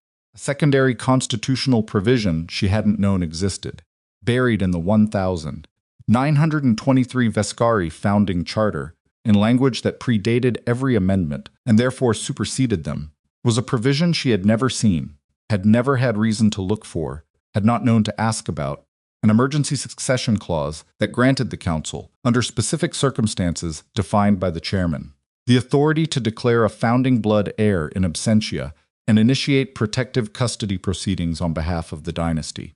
Protective custody, not punitive, not a seizure. A protection mechanism, framed in 1,923 language, about preserving dynasty bloodlines during periods of instability, and reframed by Silas in contemporary legal language to mean, if a founding blood child was born to a parent who had voluntarily removed themselves from dynasty protection, the council had the authority to claim custodial rights for the duration of any legal dispute. Silas had known about this provision. He had known it longer than he'd known about the September amendments. He had known it when he built the amendments, had built them as a distraction, something for her to find and challenge, something to occupy her legal attention while the older and deeper provision sat waiting. She had been looking at the wrong chess piece. The provision required only one condition to activate. The child had to be born. She was 7 weeks from her due date. She read the filing 3 times. Then she called Evelyn. Evelyn was quiet for a long time when Serena finished explaining. "Send it to me," she said, "everything, right now." Serena sent it. She sat at the kitchen table while Evelyn read. She did not move. She kept both hands flat on the table because her hands wanted to shake, and she was not going to let them. The morning light came through the window at its usual angle, and the radiator made its usual knock, and she sat in the middle of all that ordinary sensory information, and held herself very still, and thought. Evelyn called back in 40 minutes. "The provision is real," she said. "I've been in this field for 47 years, and I have never seen it, because it's only referenced in the founding documents. And the founding documents are held by the Vescari Charter Authority, and there has never been a reason for anyone outside the family to request access to the 1,923 originals. Can we challenge it? Yes, but not quickly." A pause. "Serena, the filing is structured to create a legal window. They're not claiming custodial rights, yet they can't. The children aren't born. What they've done is establish the claim on the record, before the birth, which means the moment you deliver, there is an active legal action in a Vescari-friendly jurisdiction that a friendly court could use as the basis for an immediate temporary order." Serena's throat had gone tight. How immediate hours. The right judge in the right jurisdiction gets a call the moment they know you've delivered. They'd take them. Her voice came out flat. Not a question. Temporarily, while the legal challenge runs. But a temporary order in that jurisdiction, with those assets and that legal team behind it. Evelyn stopped. Started again. Temporary can last a very long time. Serena sat with that. She had been building for 5 months. She had done everything correctly, left carefully, built legal ground, established independent standing, documented the charter flaws. She had been systematic and patient and smart, and Silas had been more systematic and more patient, and he had built something that predated everything she'd been working with, something he'd known about since the beginning, something she'd never had reason to find. She had 4 documents pages of legal strategy, and 7 weeks before she gave birth, and a man who had been planning this specific outcome for longer than she had known to look. She called Roman. He came to the brownstone within the hour. She showed him the filing. He read it standing up, still in his coat, and when he was done, he set it on the kitchen table and stood looking at it for a moment. He's been running 2 games simultaneously, he said. Timber amendments for you to fight, and this for when you won. Yes. And Dante? He looked up. Does Dante know about the 1923 provision? She shook her head. I don't think so. I think Silas has been managing what Dante knows the same way he's been managing everything else. She paused. Dante knew if he had authorized this, he would have filed it himself.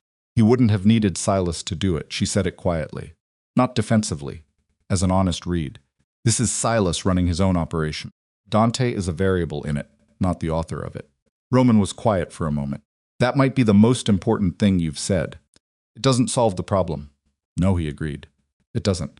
He pulled out a chair and sat. Tell me what you need. She had been waiting for someone to ask that. She had been waiting.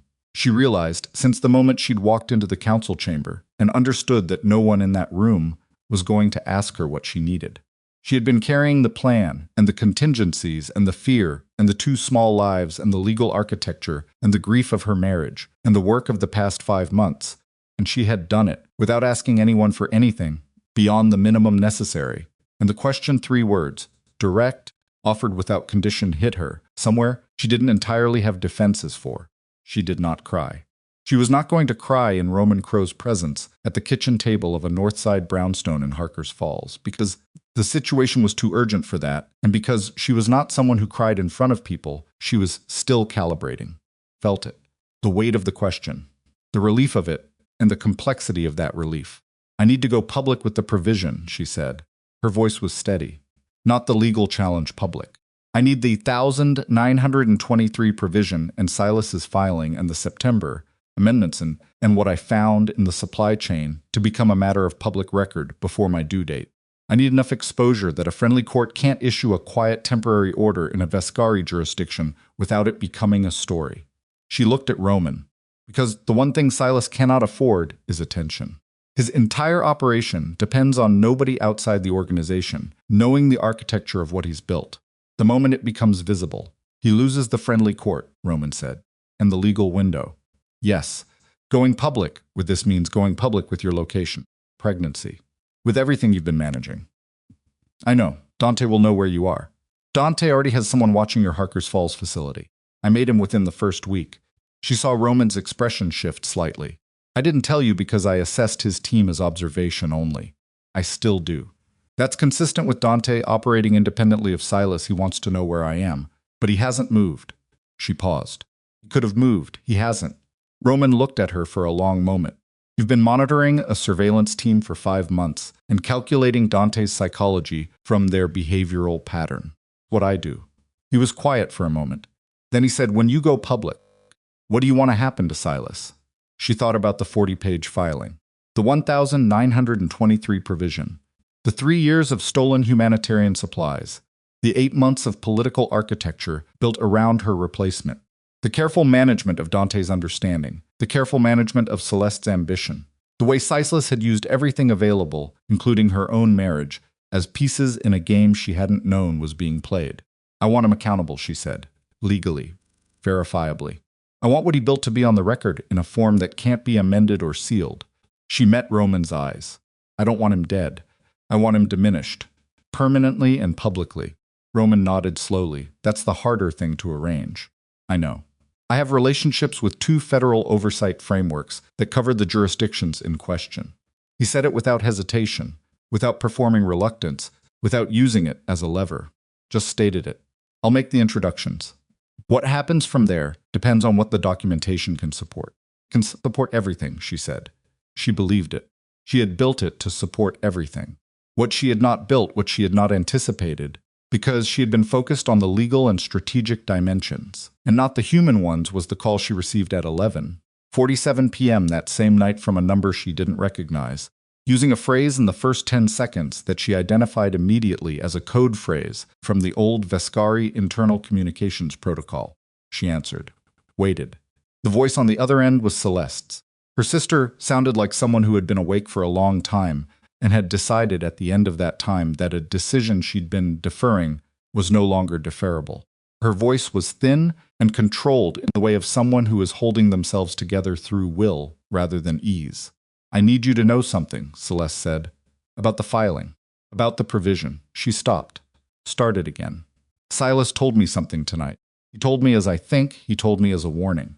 To show me that it was still moving forward the way he planned. Her breath was audible. I'm not calling to ask you to forgive me. I know what I did. I know what wearing that coat meant, and I know that I chose it, and I'm not calling to renegotiate any of that. I'm calling because what Silas is planning to do after the children are born is not another stop. He's not planning to give the children to Dante. Serena's hand tightened on the phone. He's planning to use the temporary custody order to establish his chairmanship as the guardianship authority, Celeste said. Not family custody. Council custody. Under his direct oversight. Her voice had gone very quiet. He told me tonight because he wanted me to understand that the children would secure his position regardless of what Dante does. Regardless of what anyone does. A pause. He said it like it was something I should be reassured by. Like I'd be glad that the plan was working.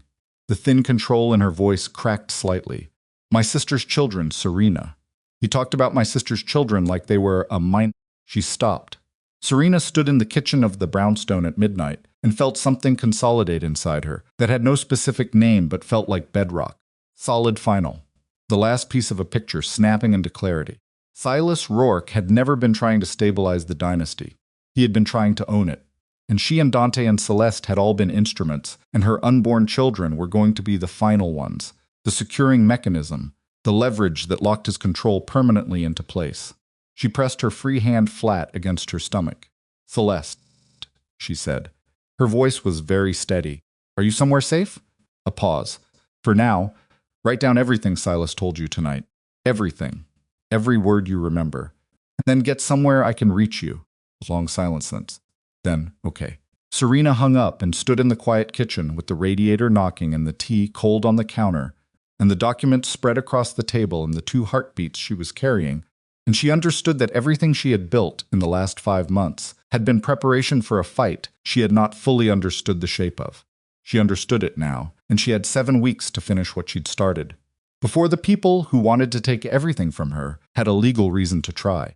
Serena didn't sleep that night.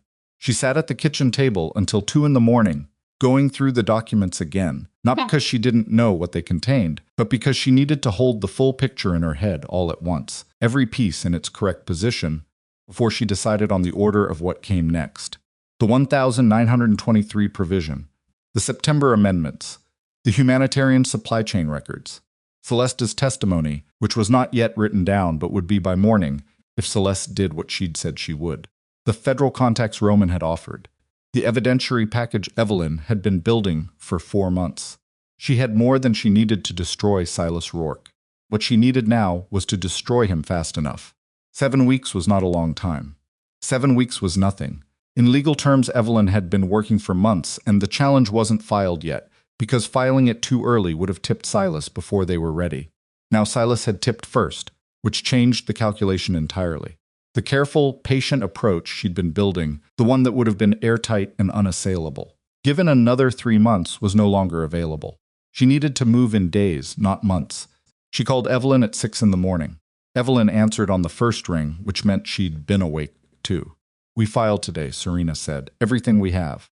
We don't wait for Celeste's documentation. We file what we have, and we supplement when she sends it.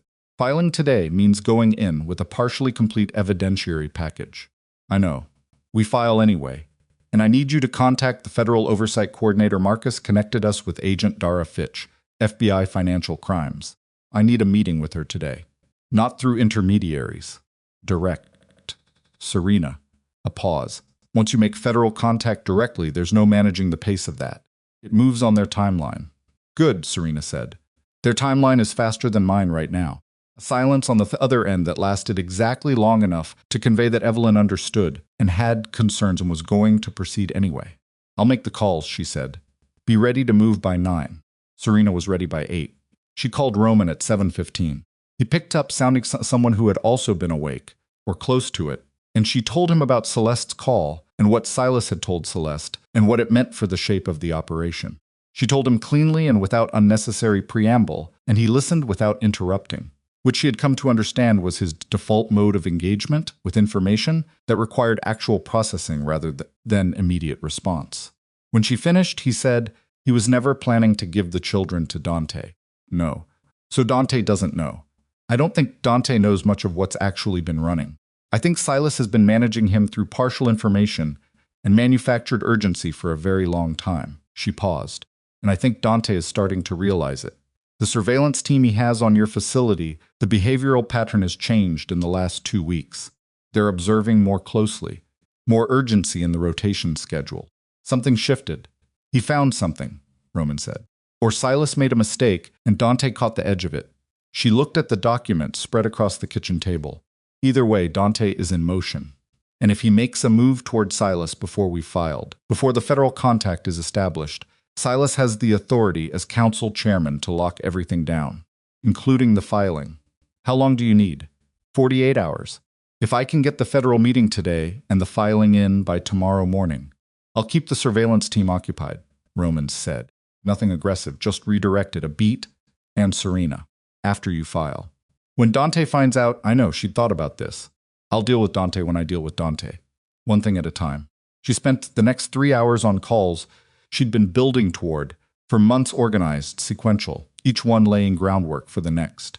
Evelyn filed the charter challenge at 11:23 a.m. in a neutral federal jurisdiction, citing procedural invalidity of the September amendments and attaching the full supply chain documentation as evidence of organizational misconduct by the council chairman. Filing was public immediately. Not buried in a legal database somewhere, Evelyn had a contact at a legal reporting service, and within 2 hours, the filing was referenced in 3 industry publications and 1 major newspaper that covered organized crime-adjacent business litigation. The exposure had started. The meeting with Agent Dara Fitch happened at 3 in the afternoon, in a conference room at a legal office on the north side of the city that had no visible connection to any party. Fitch was 43, efficient, with the specific professional manner of a federal agent who has spent enough time around criminal enterprises that she no longer finds them surprising, but has not stopped finding them worth pursuing. She read the supply chain documentation while Serena sat across from her, and when she finished, she looked up and said, "How long have you had this?" 6 weeks. "And you're bringing it now because I have 7 weeks until I deliver twins. And Silas Rourke has filed a legal action that gives him custodial authority the moment they're born. And the fastest way to eliminate that authority is to have him under federal investigation before my due date." She said it without apology or performance, just the facts of the situation laid out plainly. "I'm not using your investigation as a tool for my custody situation. The supply chain evidence stands on its own 3 years of systematic diversion of humanitarian aid, verifiable through the physical cargo records, the Shell brokerage accounts, and the distribution confirmation rate discrepancies. But I want you to understand my timeline." Fitch looked at her for a moment. "I appreciate the transparency. I have more." Serena set a second document folder on the table. The 1923 provision Silas used for his custody filing, September charter amendments, and the procedural invalidity evidence, and a record of communications between Silas Rourke and a now-deceased contract operative named Harwell, who managed the Shell brokerage accounts. Harwell died 18 months ago in what was logged as a traffic accident. I have reason to believe it wasn't. Fitch picked up the folder. "If you can establish that Harwell's death was not accidental," Serena said, "you have a predicate offense that changes the scope of what you can investigate." Fitch was reading. She turned a page, turned another. "Where did you get the Harwell communications?" "They were part of the supply chain documentation embedded in the brokerage records."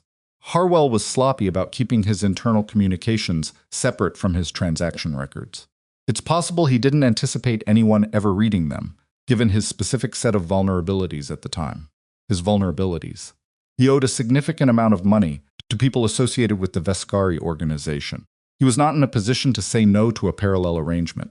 Serena paused. I don't think Silas anticipated that the same financial pressure that made Harwell useful would also make him careless. Fitch set the folder down.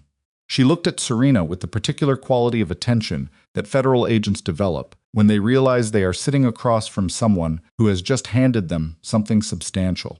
Ms. Vale, I'm going to be honest with you about something. Please. I've been trying to build a case on the Vescari organization's financial infrastructure for 2.5 years. The central obstacle has been that every piece of evidence we've been able to reach has Dante Vescari's name on it, and everything below him has been structured to ensure that the trail stops at his desk. She paused. What you've brought me today doesn't have Dante's name on it. It has Silas Rourke's, which is that's either a very sophisticated misdirection, or it's the actual truth of who's been running things. Truth, Serena said. Dante Vescari is a criminal. I'm not here to protect him, or to redirect your attention from him. But the operational infrastructure you've been trying to reach, the shell structures, the humanitarian diversion, the financial architecture, that's Silas. Dante provided the territory and the authority. Silas built what operated inside it. She looked at Fitch steadily. If you go after Dante directly, Silas survives and rebuilds. If you go after the infrastructure, Dante falls with it, and Silas has nothing to rebuild with. Fitch was quiet for a moment. That's a sophisticated read. I spent 4 years inside it, Serena said simply. The meeting ran for another 90 minutes. When Serena left, she had a business card with Fitch's direct line and a verbal commitment that a preliminary investigation would be opened before end of business, which meant Silas's financial records would be under federal preservation order within 24 hours, preventing him from moving or destroying anything before the investigation could reach it. She walked out of the building into cold afternoon air and stood on the sidewalk for a moment and exhaled. One piece. She needed 30 more, and she had 6.5 weeks to place them. Dante found out about the federal filing at 4:15 p.m., 47 minutes after the industry publication ran the reference to Evelyn Marsh's charter challenge. He found out because Vincent had a standing alert on any public legal filing that referenced the Vescari Charter Authority, and the alert fired while Dante was in a meeting with his financial reconstruction team that had been running for 3 hours and had not reached any useful conclusions about how to reconstitute the Fontaine guarantee. He read the filing summary on his phone with the kind of stillness that preceded, in Dante Vescari's behavioral pattern, either very controlled action or very controlled inaction. People who knew him well had learned to read the distinction early. Vincent, who had known him for 17 years, watched his face and made some rapid personal calculations about the afternoon's likely direction. She filed, Dante said. Not quite to anyone. The charter challenge. Vincent confirmed. Evelyn Marsh, former circuit judge. The filing cites procedural invalidity on the September amendments and attaches. He paused. Dante. The supply chain documentation. Dante looked up from his phone. She found the humanitarian diversion, Vincent said. 3 years of it. It's in the federal public record as of 11:23 this morning. Something crossed Dante's face. Not surprised, he had long since stopped expecting Serena to do less than she was capable of. What moved through his expression was something close to a very specific and unpleasant recognition. She's been in Roman's organization for 5 months, he said. She found it in his own infrastructure, yes, and she filed it publicly. He set the phone down. She didn't use it quietly. She didn't hold it. She put it in the public record. Vincent said, it's not standard, no. Dante stood. It's a signal. She's going public because she needs the exposure. She needs the light on Silas, specifically before she's in a position where Silas can move against her. He was moving toward the door already. Where's Silas? 3rd floor. He's been in his office since. Get him. Council room now. And I need every document he submitted to the Charter Authority in the last 18 months on that table before I walk in. Now, Vincent. He walked. The council room felt different in the afternoon. Smaller. The portraits of the 4 previous Vescari heads looked like what they were, old men who had made choices that were no longer available as options. He stood at the head of the table and waited and thought about what Serena had built in 5 months with a prepaid phone and 1 bag, and the particular, inexhaustible competence that he had spent 4 years inadvertently teaching himself to undervalue. She had found a 3-year theft operation embedded in a rival organization's infrastructure, documented it, and used it as a legal weapon in a precision strike on Silas's authority structure. She had done this while pregnant, in hiding, under operational security conditions, while simultaneously building a federal cooperation relationship that would now be significantly more difficult for anyone to roll back. He sat in the chair at the head of the table. He thought about the night she left, the hallway, the sound of the door. He hadn't called after her. Silas came in 7 minutes later, and the moment he walked through the door, Dante understood from the precise quality of Silas's composure, the over-careful arrangement of his expression that Silas already knew. Of course he did. He had monitoring infrastructure on every legal database that touched Vescari jurisdiction. He had known within minutes of the filing. He had come to the meeting anyway. That told Dante something about how Silas assessed the situation. He was not running. He was repositioning. "Sit down," Dante said. Silas sat. "The 1923 provision," Dante said. "Tell me about it." Pause. The specific quality of a pause from a man who is calculating what version of the truth is still workable. It's a founding charter instrument, emergency succession clause. Predates all subsequent amendments, and therefore, I know what it says. I read the filing. Dante's voice was flat. "I'm asking you to tell me when you found it, when you decided to use it, and what, specifically, you told Celeste about what would happen to my children after the order was in place." Silas went very still. "Because my sister-in-law called Serena last night," Dante said, "and I have a transcript of that call." He didn't. He was reading Silas's reaction to determine whether the claim was useful. It was immediately useful. Silas's face did something involuntary, a fractional tightening around the eyes, a recalibration happening fast but not fast enough. And what Celeste described does not sound like a measure designed to protect the dynasty's interests. It sounds like a measure designed to secure your chairmanship against any future challenge, including one from me. The children's lineage. Stop using that word. Dante leaned forward. Stop using dynasty language to explain a personal power consolidation. I've been listening to dynasty language from you for 4 years, and I have been... He stopped. Jaw was tight. He took one breath. I have been remarkably available to it. That's done now. He placed both hands flat on the table. The question in front of us is very simple. Are you working for this organization or against it? Silas said, "Everything I've done has been in the interest." Answer the question, yes. Firm. Immediate. Then resign the chairmanship. Today. In writing. With a full disclosure to the council of every charter filing you've made in the past 3 years, every external communication regarding the provision, and every arrangement you made with the Harwell brokerage accounts. The room went cold. Silas's face had changed. The composure wasn't gone, it was still there, but something beneath it had shifted, some foundational assumption. You know about Harwell. Serena found it, Dante said simply. She found all of it. She put it in the federal record this morning, and she met with an FBI financial crimes agent this afternoon. He watched Silas's face. Yes, I have someone watching her building in Harker's Falls. I've known her general location for 3 months. I haven't moved on it because I made a decision about how I wanted to handle this that didn't involve treating her like an operational threat. His voice had the particular quality of someone stating a thing they had to fight themselves to arrive at. But Dara Fitch's involvement means I can't manage the pace of this anymore. The federal timeline is running, and if you're still in the chairman's seat when it reaches us, everything you've attached your name to attaches to this organization. Silas looked at him for a long time.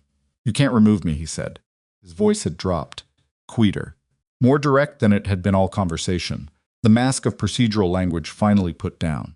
Charter provisions I've filed give the chairman's seat specific protections against unilateral removal. You'd need a council vote, and the vote would take. I'm not removing you. Dante straightened. I'm asking you to resign. Voluntarily, with disclosure, he paused. The alternative is that I don't ask anymore. A silence between them that had the texture of a decision being made, or refused. Silas said, no one word quiet, definite. Dante nodded slowly, like someone confirming a calculation. Okay, he said. Then we're done talking. He stood. Vincent, who had been standing near the door for the entire conversation, moved. What happened in the next 4 minutes was not violent. Dante Vescari had learned long ago that violence was an imprecise tool, and precision was generally more effective. It was administrative. Vincent placed 3 documents on the table in front of Silas, a formal council suspension notice, a federal cooperation agreement pre-signed by 2 council members who had been contacted in the previous 90 minutes, and a warrant for records preservation issued by the same federal jurisdiction that Serena had filed in, now countersigned by the two cooperating council members in their capacity as co-signatories of the organization's legal representation.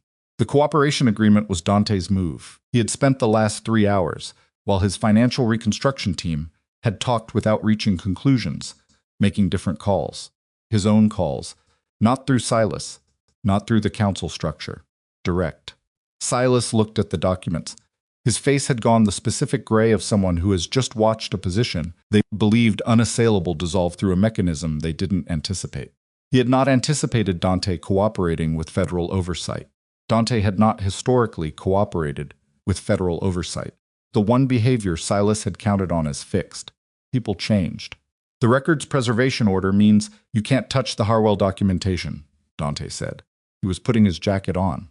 The suspension notice means you're not operating in a chairman capacity effective as of this meeting. And the cooperation agreement means that anything you do in the next 48 hours that looks like obstruction is a federal problem, not an organizational one. He looked at Silas one final time. You're very good at this.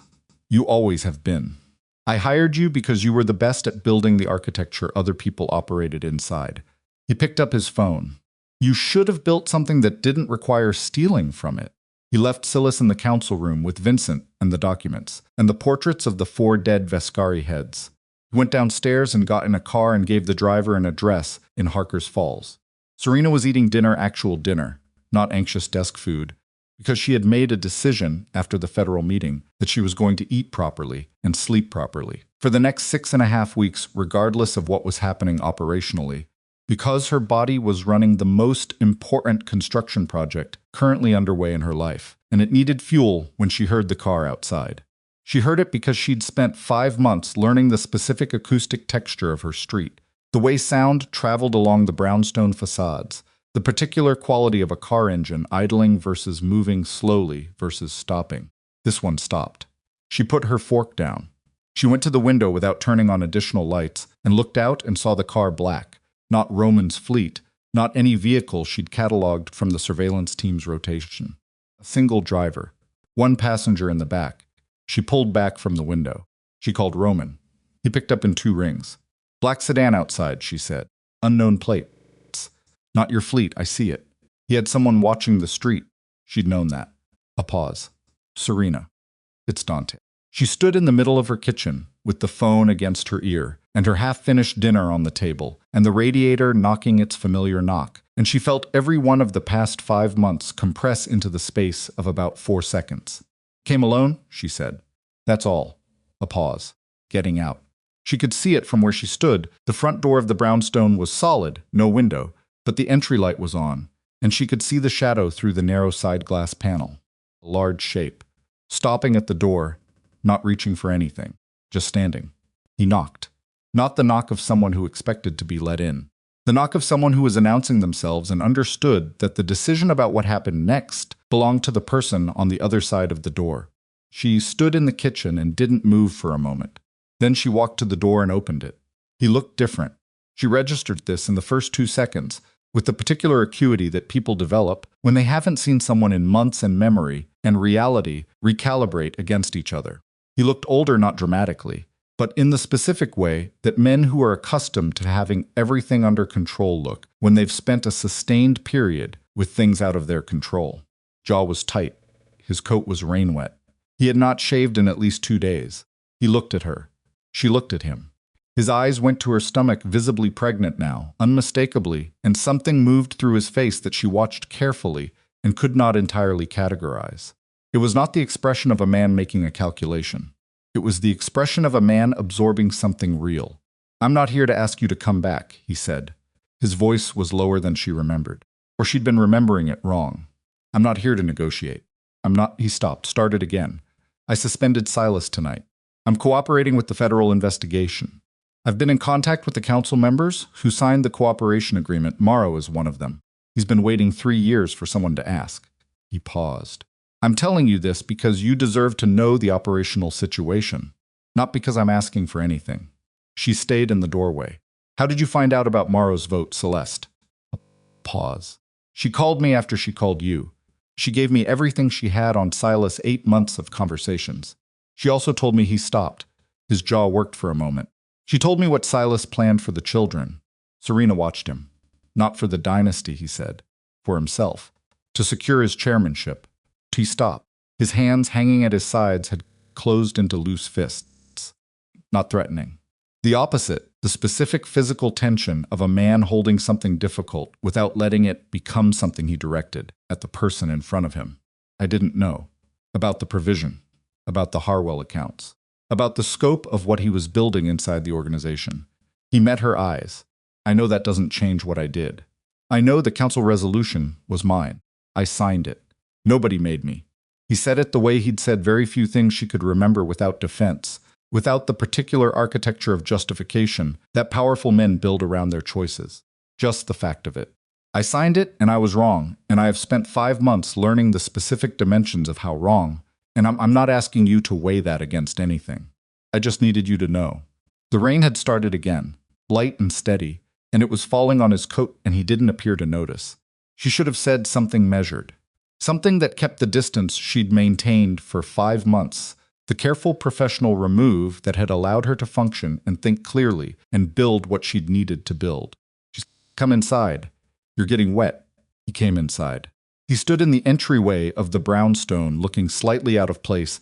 He was a man calibrated for large rooms, for space, and the narrow entryway didn't accommodate him comfortably. She noticed that he kept his eyes away from the rooms beyond, not looking into her life here, deliberately not taking inventory of what she'd built without him. Sit down, she said. I'm going to tell you what I need from you in the next 6 weeks. And then you're going to tell me whether you can do it. And if you can't, you leave. No negotiation. He sat at the kitchen table. He looked at her with the specific attention he was capable of when he chose to apply it fully, the thing she'd once mistaken for depth and now recognized as something more complicated. Something that was genuine in its quality, even if it had been chronically misdirected. Okay, he said, she told him.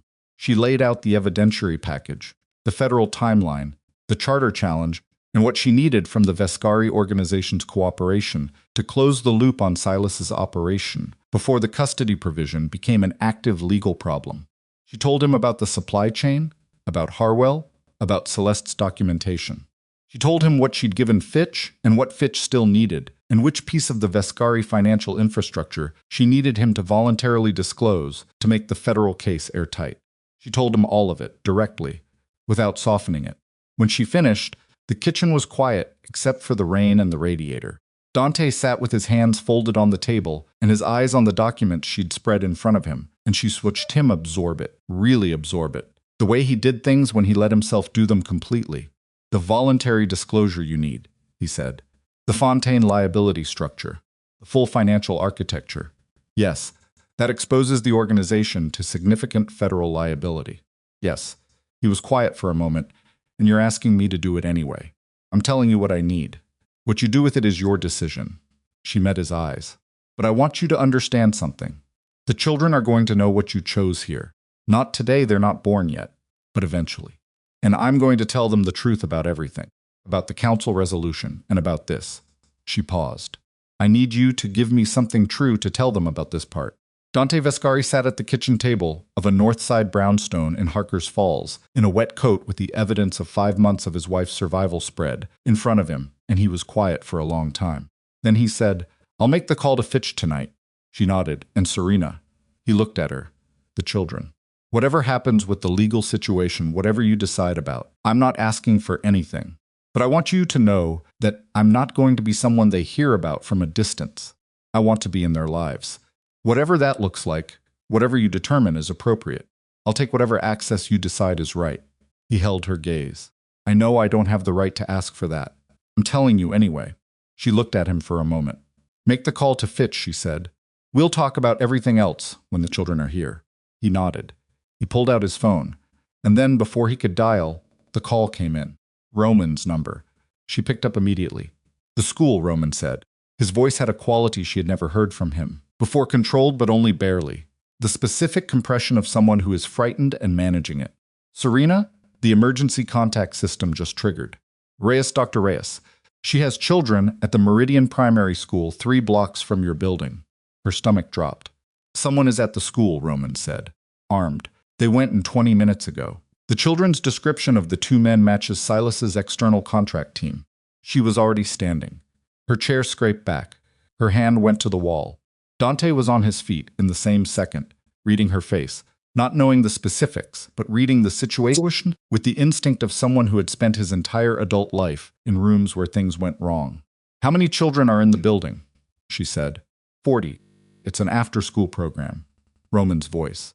"My security team is 3 minutes out. Local police are responding, but Serena Silas's team. They're not there for the other children." The description the office staff gave to the police. One of the men asked for the Crow-affiliated children specifically. Children of Roman Crow's people. The children whose existence, in Silas's calculation, gave him leverage over the one organization that stood between him and Serena. "My team is en route," Roman said. "I need you to." "I'm coming," she said. "You're 8 months?" "I'm coming." She was already moving toward her coat. She turned to Dante, Silas's external team. "A school 3 blocks from here. How many people can you have there in 5 minutes? Dante was already on his phone. He said Vincent. "Parker's Falls." Now.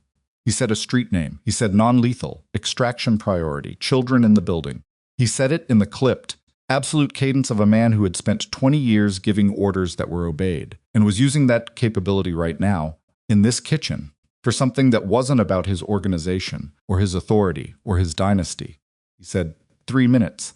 He looked at Serena. She was already at the door. He crossed the room in 4 steps and put his hand on the door above hers, not stopping her, not restraining her just there. Present. "Not inside," he said. "I need you not to go inside the building. Tell me you understand that." She looked up at him. She understood what he was asking and why, and she understood that some part of her, the part that had been carrying everything alone for 5 months, wanted to argue on principle. And some other part, the part that had 2 heartbeats to protect, did not argue. "Not inside," she said. They went out into the rain together. The school was 3 blocks away and they covered it in. Under 2 minutes, Serena moving faster than she should have been moving at 8 months, and knowing it and not slowing down, the rain hitting her face and the wet sidewalk uneven beneath her feet, and Dante 1 step behind her, not grabbing her, not pulling her back, just there close enough that if she'd stumbled, he would have caught it. She did not stumble. The street outside Meridian Primary was already a controlled chaos. When they arrived, 2 police units angled across the intersection, lights running, and Roman's security team pulling up in a black SUV from the opposite direction. 4 people out before the vehicle fully stopped. The building itself was a converted 3-story brick structure, the kind of solid old construction that absorbed noise and gave nothing away from the outside. The front entrance was locked from within. The after-school program coordinator was standing on the sidewalk with a police officer, her face white, her hands clasped together so tightly, her knuckles had gone bloodless. Roman was already there. He'd come from a different direction, faster than Serena expected, and he was talking to his security lead in low, clipped sentences when he saw Serena and Dante arrive together. Something moved across his face, not surprise exactly, more like a rapid recalibration. He looked at Dante for exactly 1 second, the look that 2 men exchange when the situation has compressed all available complexity into something that requires immediate triage, and then he looked back at Serena. 2 of them inside, he said. Armed. They have 11 children in the main program room. On the 2nd floor, they locked the others out by floor before anyone could respond. The office staff got most of the kids to the gymnasium on the ground level. He paused. They haven't made demands yet. Police negotiator is 4 minutes out. They don't have demands, Dante said. His voice was flat, operational. They're not here for a negotiation. They're here to create a situation that gives Silas legal grounds to argue Roman's organization is a danger to children grounds to push an emergency reassignment of the custody filing to a different jurisdiction. He looked at Roman. This is not a kidnapping play. It's a documentation play. He wants the situation on record. Roman absorbed this in about 2 seconds. So ending it fast removes the record before it becomes one, Dante said. Yes. Serena was looking at the building. 2nd floor. Main program room. She'd walked past this school twice in 5 months, had noted it. The way she noted everything in her operational radius, had registered the layout from the exterior. The main program room windows faced the street. She could see light inside, the specific warm yellow of an indoor classroom space, and the shadows of movement. How many children in that room, she said. 11, Roman said. Ages, 6 to 10. She turned to Roman's security lead, a compact woman named Petra, who had the specific focused stillness of former military. Can you get to the rear entrance? Already have someone there, Petra said. The second floor has a connecting corridor to the stairwell emergency exit on the east side, Serena said. The door opens outward fire code. If someone is positioned at the east exit from outside, they can hear the door mechanism engage before it opens. 30 seconds of warning. She was speaking from memory from 2 sidewalk passes from the specific observational habit she'd built over years of operating in environments where the exits mattered. If Silas's people decide to move the children, they'll use that corridor. It's the only route that doesn't bring them through the police line. Petra was already on her radio. Dante was looking at Serena. She didn't look back at him. She was thinking. They want a situation on record, she said, half to herself, half to Roman, which means they want the police here. They want the footage. They want the documentation of Roman's affiliated location as a threat environment. She turned to Roman. What's your relationship with the school administration? Formally. The building lease is held through a foundation that has organizational connection to my logistics network, Roman said. Careful. Direct. That connection, is it in any public record? The foundation's board is public, and your name is on it. Yes. She thought for one more second, then she said, we need a press statement from you, now. Before the negotiator arrives, and this becomes a prolonged documented scene. She looked at him. A statement that gets ahead of the narrative that you are fully cooperating with law enforcement, that the individuals inside are acting against the interests of your organization, and that you are voluntarily providing all documentation of organizational connection to the building to the investigating authority. She paused. Attach the federal cooperation agreement Dante filed tonight. Attach it directly. Make it impossible for Silas to frame this as Roman Crow's organization, creating a hostage situation. Make it Silas Rourke's contracted operatives, creating one inside a building with civic community programming. Roman looked at her for a moment. You want me to flip the narrative before it sets. You have about 6 minutes before the press negotiator arrives. And cameras follow, she said. After that, the first version is the one that holds. Roman pulled out his phone. He made 2 calls in 4 minutes. He was direct and clear and did not perform anything no crisis management theater. Just precise instructions delivered to the right people in the right sequence. Communications contact had a statement drafted and distributed to 3 local news outlets before the police negotiator's vehicle turned onto the block. The statement was factual, cooperative, and included the federal agreement timestamp. By the time the cameras arrived, the story was already partially told. Inside the building, 11 children between the ages of 6 and 10 were sitting in the main program room with 2 men who had, in the past 18 minutes, run directly into the specific miscalculation that defined Silas Rourke's entire operation. He had sent people to create a situation, and the situation had been reframed before he could define it. The police negotiator made contact at 7:43 p.m. The 2 men inside, whose names Serena would learn later from the federal investigation, contract operatives with documented prior work for Silas's external management firm, made their first, and only stated demand at 7:51. Statement from Roman Crow's organization, acknowledging criminal liability for building use violations. The demand was specific, procedural, the kind of demand that makes sense only if your goal is a document, not an outcome. Petra's team had the east corridor covered.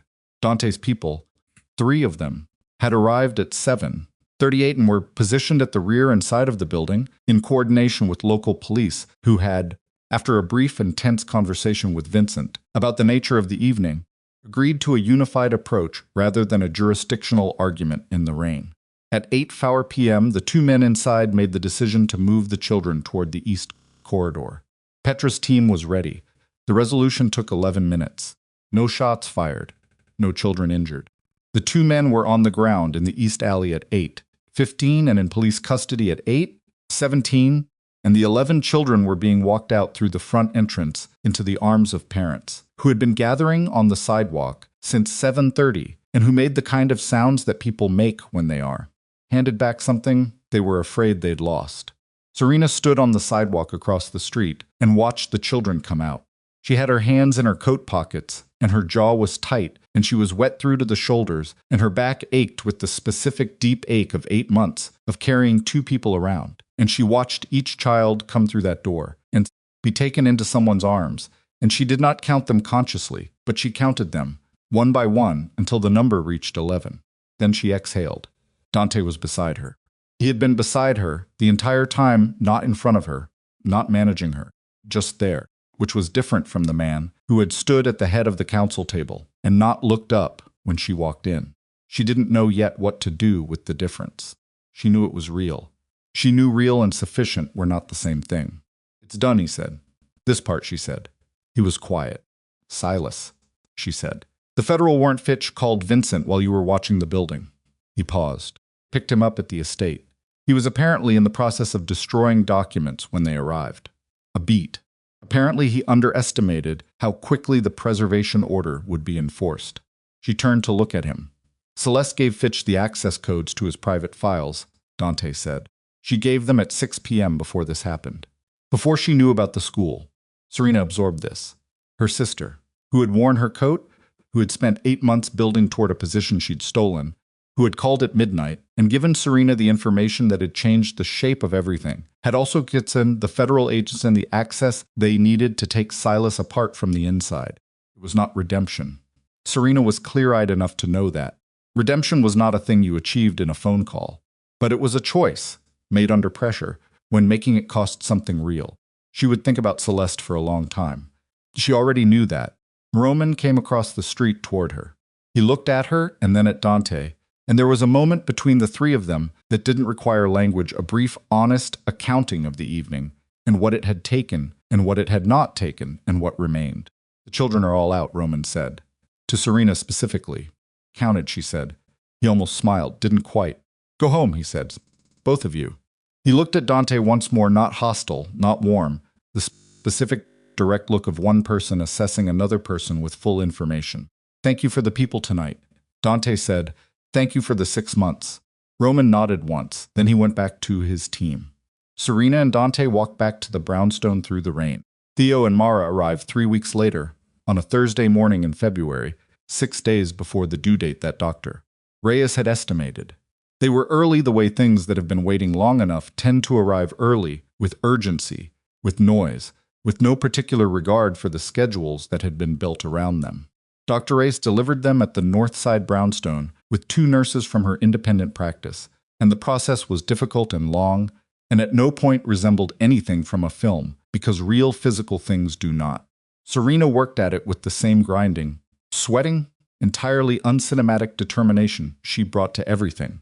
And at 11:43 a.m. Theo arrived, and at 11:58 Mara followed, and both of them announced themselves with the specific indignant volume of people who have just been introduced to the world and have opinions about the temperature. Dante was in the waiting room downstairs. Serena had told him he could stay in the building. She had not told him he could be present. He had accepted this without argument, which was the correct response, and he sat in the chair by the front window for 4 hours and did not pace, which was harder than anything else he had done that year. Dr. Reyes came down at 12:15 and said, "2, healthy. Mother is resting." He said nothing. He put his face in his hands for about 30 seconds. Then he straightened and thanked her. He met his children for the first time at 3 in the afternoon, when Serena was sitting up in the bed that had been moved to the main room, and Theo was asleep on her chest, and Mara was awake and looking at the ceiling with the specific unfocused attention of someone who has just arrived somewhere and is still processing the basic sensory data. He stood in the doorway and looked at them. Serena looked at him. "Come in," she said. He came in. He stood beside the bed and looked at Mara, who looked at the ceiling, and then at Theo, who did not look at anything, and then at Serena, and his face was doing something she had never seen it do before. Not the controlled surface, not the deliberateness. Something underneath it, something that had no management applied to it at all. He started. "Sit down," she said. "You can hold one." He sat. She transferred Mara into his arms with the careful coordination of someone managing a fragile and extremely important object, making sure his arm was supporting the head, making sure the angle was right. He held his daughter with the concentrated physical caution of someone who has never been uncertain about his capacity to handle things, and is currently very uncertain and does not want the uncertainty to cost anything. Mara continued looking at the ceiling. "She does that," Serena said. "What is she looking at? Everything." "Nothing. She's been alive for 4 hours. Serena shifted Theo slightly against her chest. "She seems interested in the world." Dante looked at his daughter's face. He sat very still. After a while he said quietly, "I'm sorry." Serena didn't answer immediately. I'm not saying it to ask for something, he said. He stopped. I know what I owe you can't be settled in a sentence. He kept his eyes on Mara. I just needed to say it where it was real. Where it wasn't a strategy, or a legal context, or a negotiation. He paused. In front of them. Serena looked at him for a long moment. I know, she said. It was not forgiveness. It was not the beginning of forgiveness. It was simply acknowledgement that the statement had been heard and received and registered as true, which was the most honest thing she could offer him, and was, she thought, more than he had expected. He stayed for 2 hours. He held both of them. He did not ask about the future, did not raise the question of the marriage, or the legal situation, or anything beyond the room, and the 2 small people in it. When he left, he stopped at the door and looked back at her. Whatever you need, he said. For them, for anything. Whatever you decide the arrangement looks like. He held her gaze. I'll do it right this time, she said. I know you'll try. It was the truest thing she could say. It left room for the trying and room for the reality that trying and succeeding were not guaranteed to be the same. And he accepted the distinction without flinching, which told her something. He left.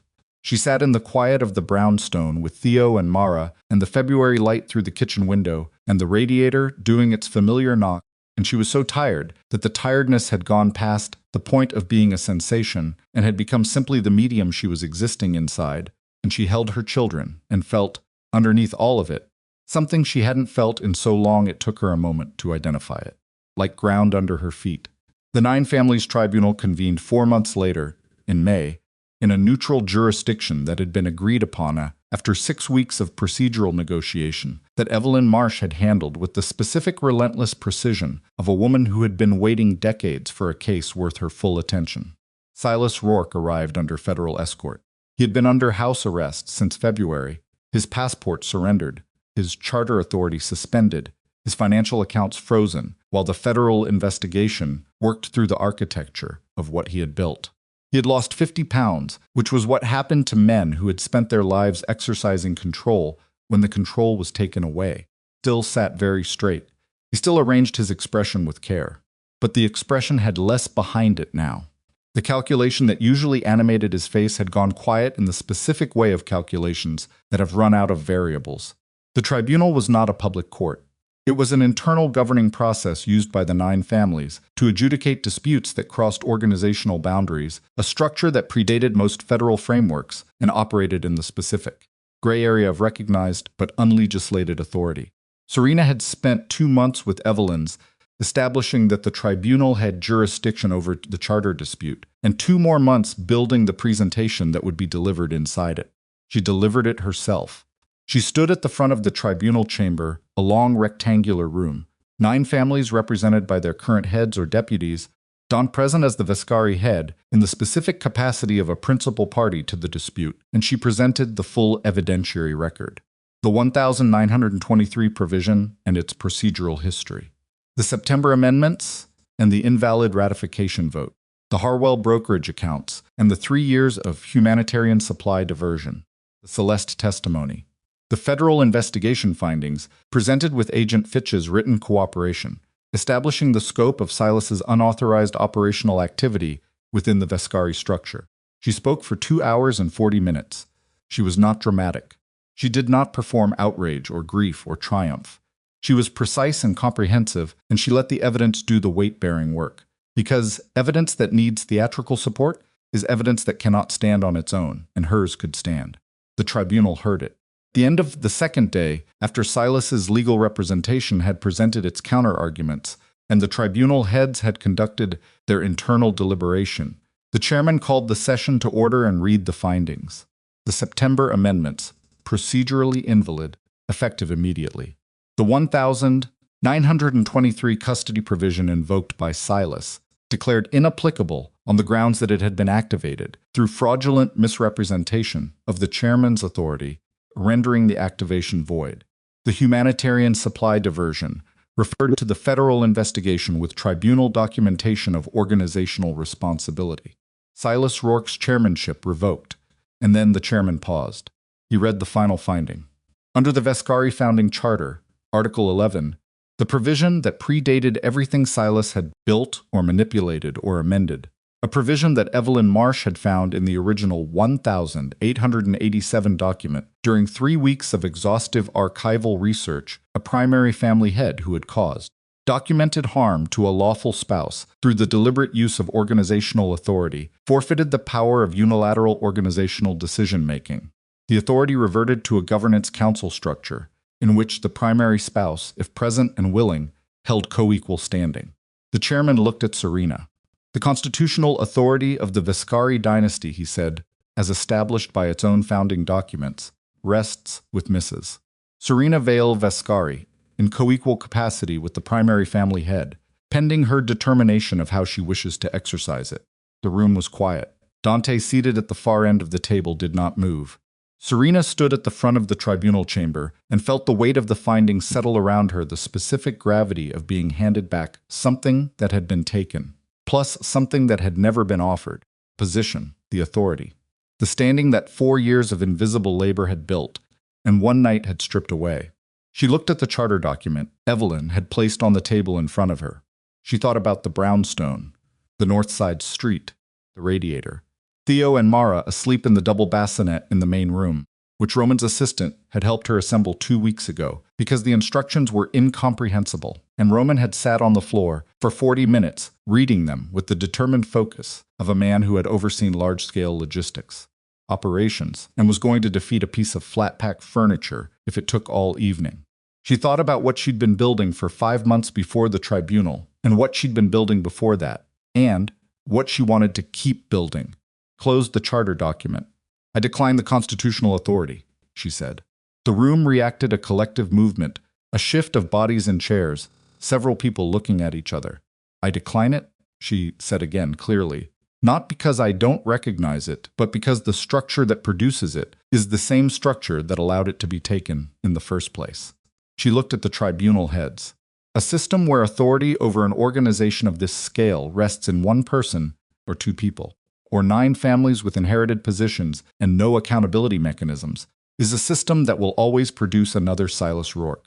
The charter is not a solution. It's the architecture of the problem. The room was very quiet now. "What I am willing to do," she said, "is establish a governance framework, an independent oversight council with rotating membership, transparent charter authority, and the accountability provisions that the existing structure has never had." She looked at each of the tribunal heads in turn. If the 9 families want to continue operating as a recognized internal governing body, this is the condition. The framework is either rebuilt with accountability or it doesn't get rebuilt at all. She set a document on the table. The framework proposal she'd been working on for the past 3 months. In the evenings at the brownstone kitchen table, after Theo and Mara were asleep, the same table where she'd received the federal filing and called Evelyn and made the decision that this was not a fight she could afford to lose. "I'll chair the transition council," she said, "for 1 year. After that, the governance structure self-sustains or it doesn't, and that's the accountability test." She sat down. The tribunal deliberated for 4 hours. When they came back, they accepted the framework proposal with 3 amendments, all of which Evelyn had anticipated and pre-negotiated language for. The governance structure passed. Silas Rourke was escorted from the building by federal agents. He didn't look at Serena on his way out. She watched him go anyway. The autumn that followed was the quietest season Serena had experienced in 6 years. Not peaceful quiet was not the same as peaceful, and she had stopped conflating them. She was chairing the transition council, which was grinding, complex work, the kind that required the same sustained precision as the partnership negotiations she'd done for 4 years, except that the stakes were structural rather than contractual, and the resistance came from inside the framework rather than across a table. But it was hers. Every decision that came across the council desk was hers to assess and act on, in her own name, with her own authority. And the difference between that and 4 years of invisible labor was something she felt every day. In the specific way you feel the absence of a weight you carried, so long you'd stopped noticing the posture it forced on you. She had moved the children out of the north side brownstone and into a house in a quieter district, a real house with the yard, with enough space that Theo and Mara at 7 months were already demonstrating that they planned to be mobile people and required room. Roman had helped her find it. He had also helped her find a reliable nanny and had then declined to have any further opinion on her domestic arrangements, which she appreciated with a specificity that she thought probably told both of them something. Their relationship had not become romantic. She wanted to be honest about this, not as a loss, not as a deliberate decision, but as a thing that had simply not happened, not yet, possibly not ever, and that was okay. Trusted him. She valued his judgment and his directness and the way he occupied space without requiring everyone around him to accommodate his presence. She liked working alongside him, which was its own kind of intimacy and not a lesser one. Whatever it was honest. She'd learned at some cost to prioritize that. Dante came every week. He came on Sundays late morning, and he stayed for 3 hours. He brought nothing, no gifts, no attempts to impress, no theater of reconciliation. He sat on the floor and let Theo and Mara use him as a climbing structure. They did with the comprehensive physical confidence of children, who have no fear of the people they trust and have correctly identified that this large, serious man will not let them fall. He was good with them. She had not expected that, and then she had adjusted her expectations and asked herself why she'd held that particular assumption. And the honest answer was that she hadn't given him the chance to be and had assumed his limitations from the evidence available. He was not soft. Dante Vescari was never going to be a soft man, but he was present, which mattered more to children than softness anyway. He and Serena talked when he came, not always easily. There was a specific conversational texture that existed between people who had done serious damage to each other and were attempting to operate in the same space without pretending the damage hadn't happened, a texture of careful directness, of things said plainly that might have been softened once, of silences that were acknowledged as silences rather than managed. She did not love him the way she had. She was clear about that inside herself, in the honest inventory she did periodically of where things stood. But she did not hate him, which she'd been less certain of during the winter months, when the full scope of the council resolution and its consequences had been most present in her daily life. What she felt with time was closer to a complicated understanding the specific regard you develop for someone who has shown you their capacity for failure and their capacity for repair in equal measure and left the accounting entirely up to you. She was not doing the accounting yet. She might not do it for a long time. One Sunday in November, when Theo had fallen asleep on the couch, and Mara had decided that the kitchen floor was more interesting than either adult in the room, and was systematically investigating it, Dante sat at the kitchen table with his coffee and said, "The Fontaine restructuring closed last week." "I know," Serena said. "Evelyn sent me the documentation. The liability is resolved. No ongoing exposure." He paused. "It took longer than it should have, because I had to rebuild the guarantee architecture from scratch." He said this without emphasis, not self-pity, not resentment, just fact. "Your structure was more efficient than the one my team built." She looked at him. "I'm not saying it to make a point," he said. "I'm saying it because it's true, and I spent 4 years not saying true things, and I'm trying to stop that." He picked up his coffee. "The new framework is functional. It's adequate. It's not as good as what you built. Nothing built to replace something is ever quite as good as the original," she said. "The person who built the original learned things building it that the replacement architects don't have access to. Is that meant to be reassuring? It's meant to be true." He looked at her for a moment. Something in his expression shifted, not dramatically, just the specific small adjustment of a person receiving a piece of information and knowing it. "The council transition framework," he said. "When the year is up, what do you want to do after?" She thought about it. She'd been thinking about it. "I don't know yet," she said honestly. "I have some ideas about applying the governance model to a couple of the international partnerships that have historically operated without accountability structure. There's a humanitarian supply network context where the work I did in Roman's organization could be scaled." She paused. "I'm not thinking about it as a career plan. I'm thinking about it as what's worth doing, what needs doing. That's different from how you used to think about work." "Yes," she said, "it is." Mara had found something on the kitchen floor that appeared to be a small piece of bright plastic and was examining it with the intensity of a scientist who has discovered a previously unknown element. Serena leaned down from her chair and extracted it gently and replaced it with a rubber ring that was an appropriate size and texture, and Mara registered the substitution and considered protesting and decided against it, which was a developmental milestone, Doctor Reyes had mentioned approvingly at the last checkup. Dante watched this happen. He had been watching small moments for 4 months, the small daily moments of his children's lives that he had almost caused himself to be absent from entirely.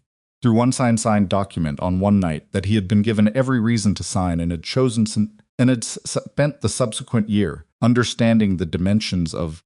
He watched them with the particular attention of someone who has learned, at significant cost, that small moments are not lesser moments. I don't have any right to ask you anything, he said. No, she agreed. I know that. He set the coffee down. I want to tell you something anyway. You can do what you want with it. She looked at him. I spent 4 years with you thinking I understood what I had, he said. I thought what we were building together was mine. My organization, my partnerships, my stability. I thought you were. He stopped, looked at the table. I thought you were part of the structure, not a person separate from it, not someone who was choosing every day to be there. He looked up. I know that now. I don't know if knowing it now is worth anything to you. It might not be. It might be too late or wrong-footed, or not the thing you need from me. He was very still. But I stopped lying to myself about what I understood 4 years ago and what I was too comfortable, too certain, too used to being obeyed to look at directly. And you deserve to hear me say it out loud, where it's not a courtroom, and there's nothing strategic about it. Theo made a sound from the couch. A small, satisfied sound, the sound of a sleeping child shifting into a more comfortable position. Serena looked at Dante for a long time. I believe you, she said. He waited. That's all I have right now, she said. I believe you, and I don't know what comes after that yet, and I'm not going to pretend I do. She held his gaze. What I can tell you is that I'm not closing the door. I'm leaving it where it is, and we see what the next year looks like. He nodded once. Slow. Like someone receiving a verdict that is not what they hoped and is more than they expected. Okay, he said. Okay, she said. Mara, satisfied with the rubber ring, moved on to investigate the chair legs. Late one evening in December, Serena stood at the river. It was a park along the water, 20 minutes from the house, and she came here sometimes in the evenings when both children were asleep, and she needed the specific quality of air that existed along moving water at night, cold and clean and indifferent in the way that rivers are indifferent, carrying whatever fell into them, without judgment and without memory. She had a coat she'd bought herself in September, dark green, without a family seal. She stood with her hands in the pockets and watched the current and listened to the water moving over the stones at the bend downstream. She thought about the woman who had walked through the rain to the estate gates 4 years ago and believed she was walking toward something solid. She thought about the woman who had sat on the third step of the east stairwell and given herself 4 minutes before she stood up and started making calculations. She thought about the motel room and the diner and the first call to Roman and the kitchen table where she had spread the documents and built the case and fed herself bad takeout and talked to 2 small people who could not yet hear her and had listened anyway. She thought about what it had cost. It had cost her marriage. It had cost her the version of herself she'd been maintaining inside the Vescari structure, smaller, more careful, oriented always toward someone else's needs. It had cost her a period of her life she would not have back. The specific years between 28 and 36 when she had been quietly and systematically teaching herself to want less. She did not mourn those things. That was not the same as not having paid for them. What she had now was different from anything she'd had before, not better in a simple, clean sense, not the tidy upgrade that the ending of a bad thing sometimes pretends to be. It was harder and truer. It required more of her and gave back something that was actually hers. She had Theo and Mara, who were 7 months old and already opinionated about the world, and who looked at her sometimes with a quality of recognition that undid her completely in the best possible sense. She had work worth doing. She had Roman, who that morning had sent her a message consisting entirely of a photograph of the flat-pack furniture instructions from the bassinet assembly, captioned, "I've solved it." Instructions were wrong. Will explain, and who had, beneath the dry humor, been someone she could call at midnight without calculating the cost. She had a house that was hers, a radiator that knocked, a green coat without a seal on it. She stood at the river for a while longer. She did not have everything she'd once thought she wanted. She had stopped measuring her life by that standard, by what had been taken, by what the woman she'd been at 28 would have called success, by whether the man who had signed the document that erased her had finally understood what he'd destroyed. He had understood. She believed that, and it mattered less than she'd once thought it would, which was itself a kind of answer about what she'd actually needed. She had chosen herself. Not in a single moment, not the night she left, not the council room, not the federal meeting, not the tribunal chamber.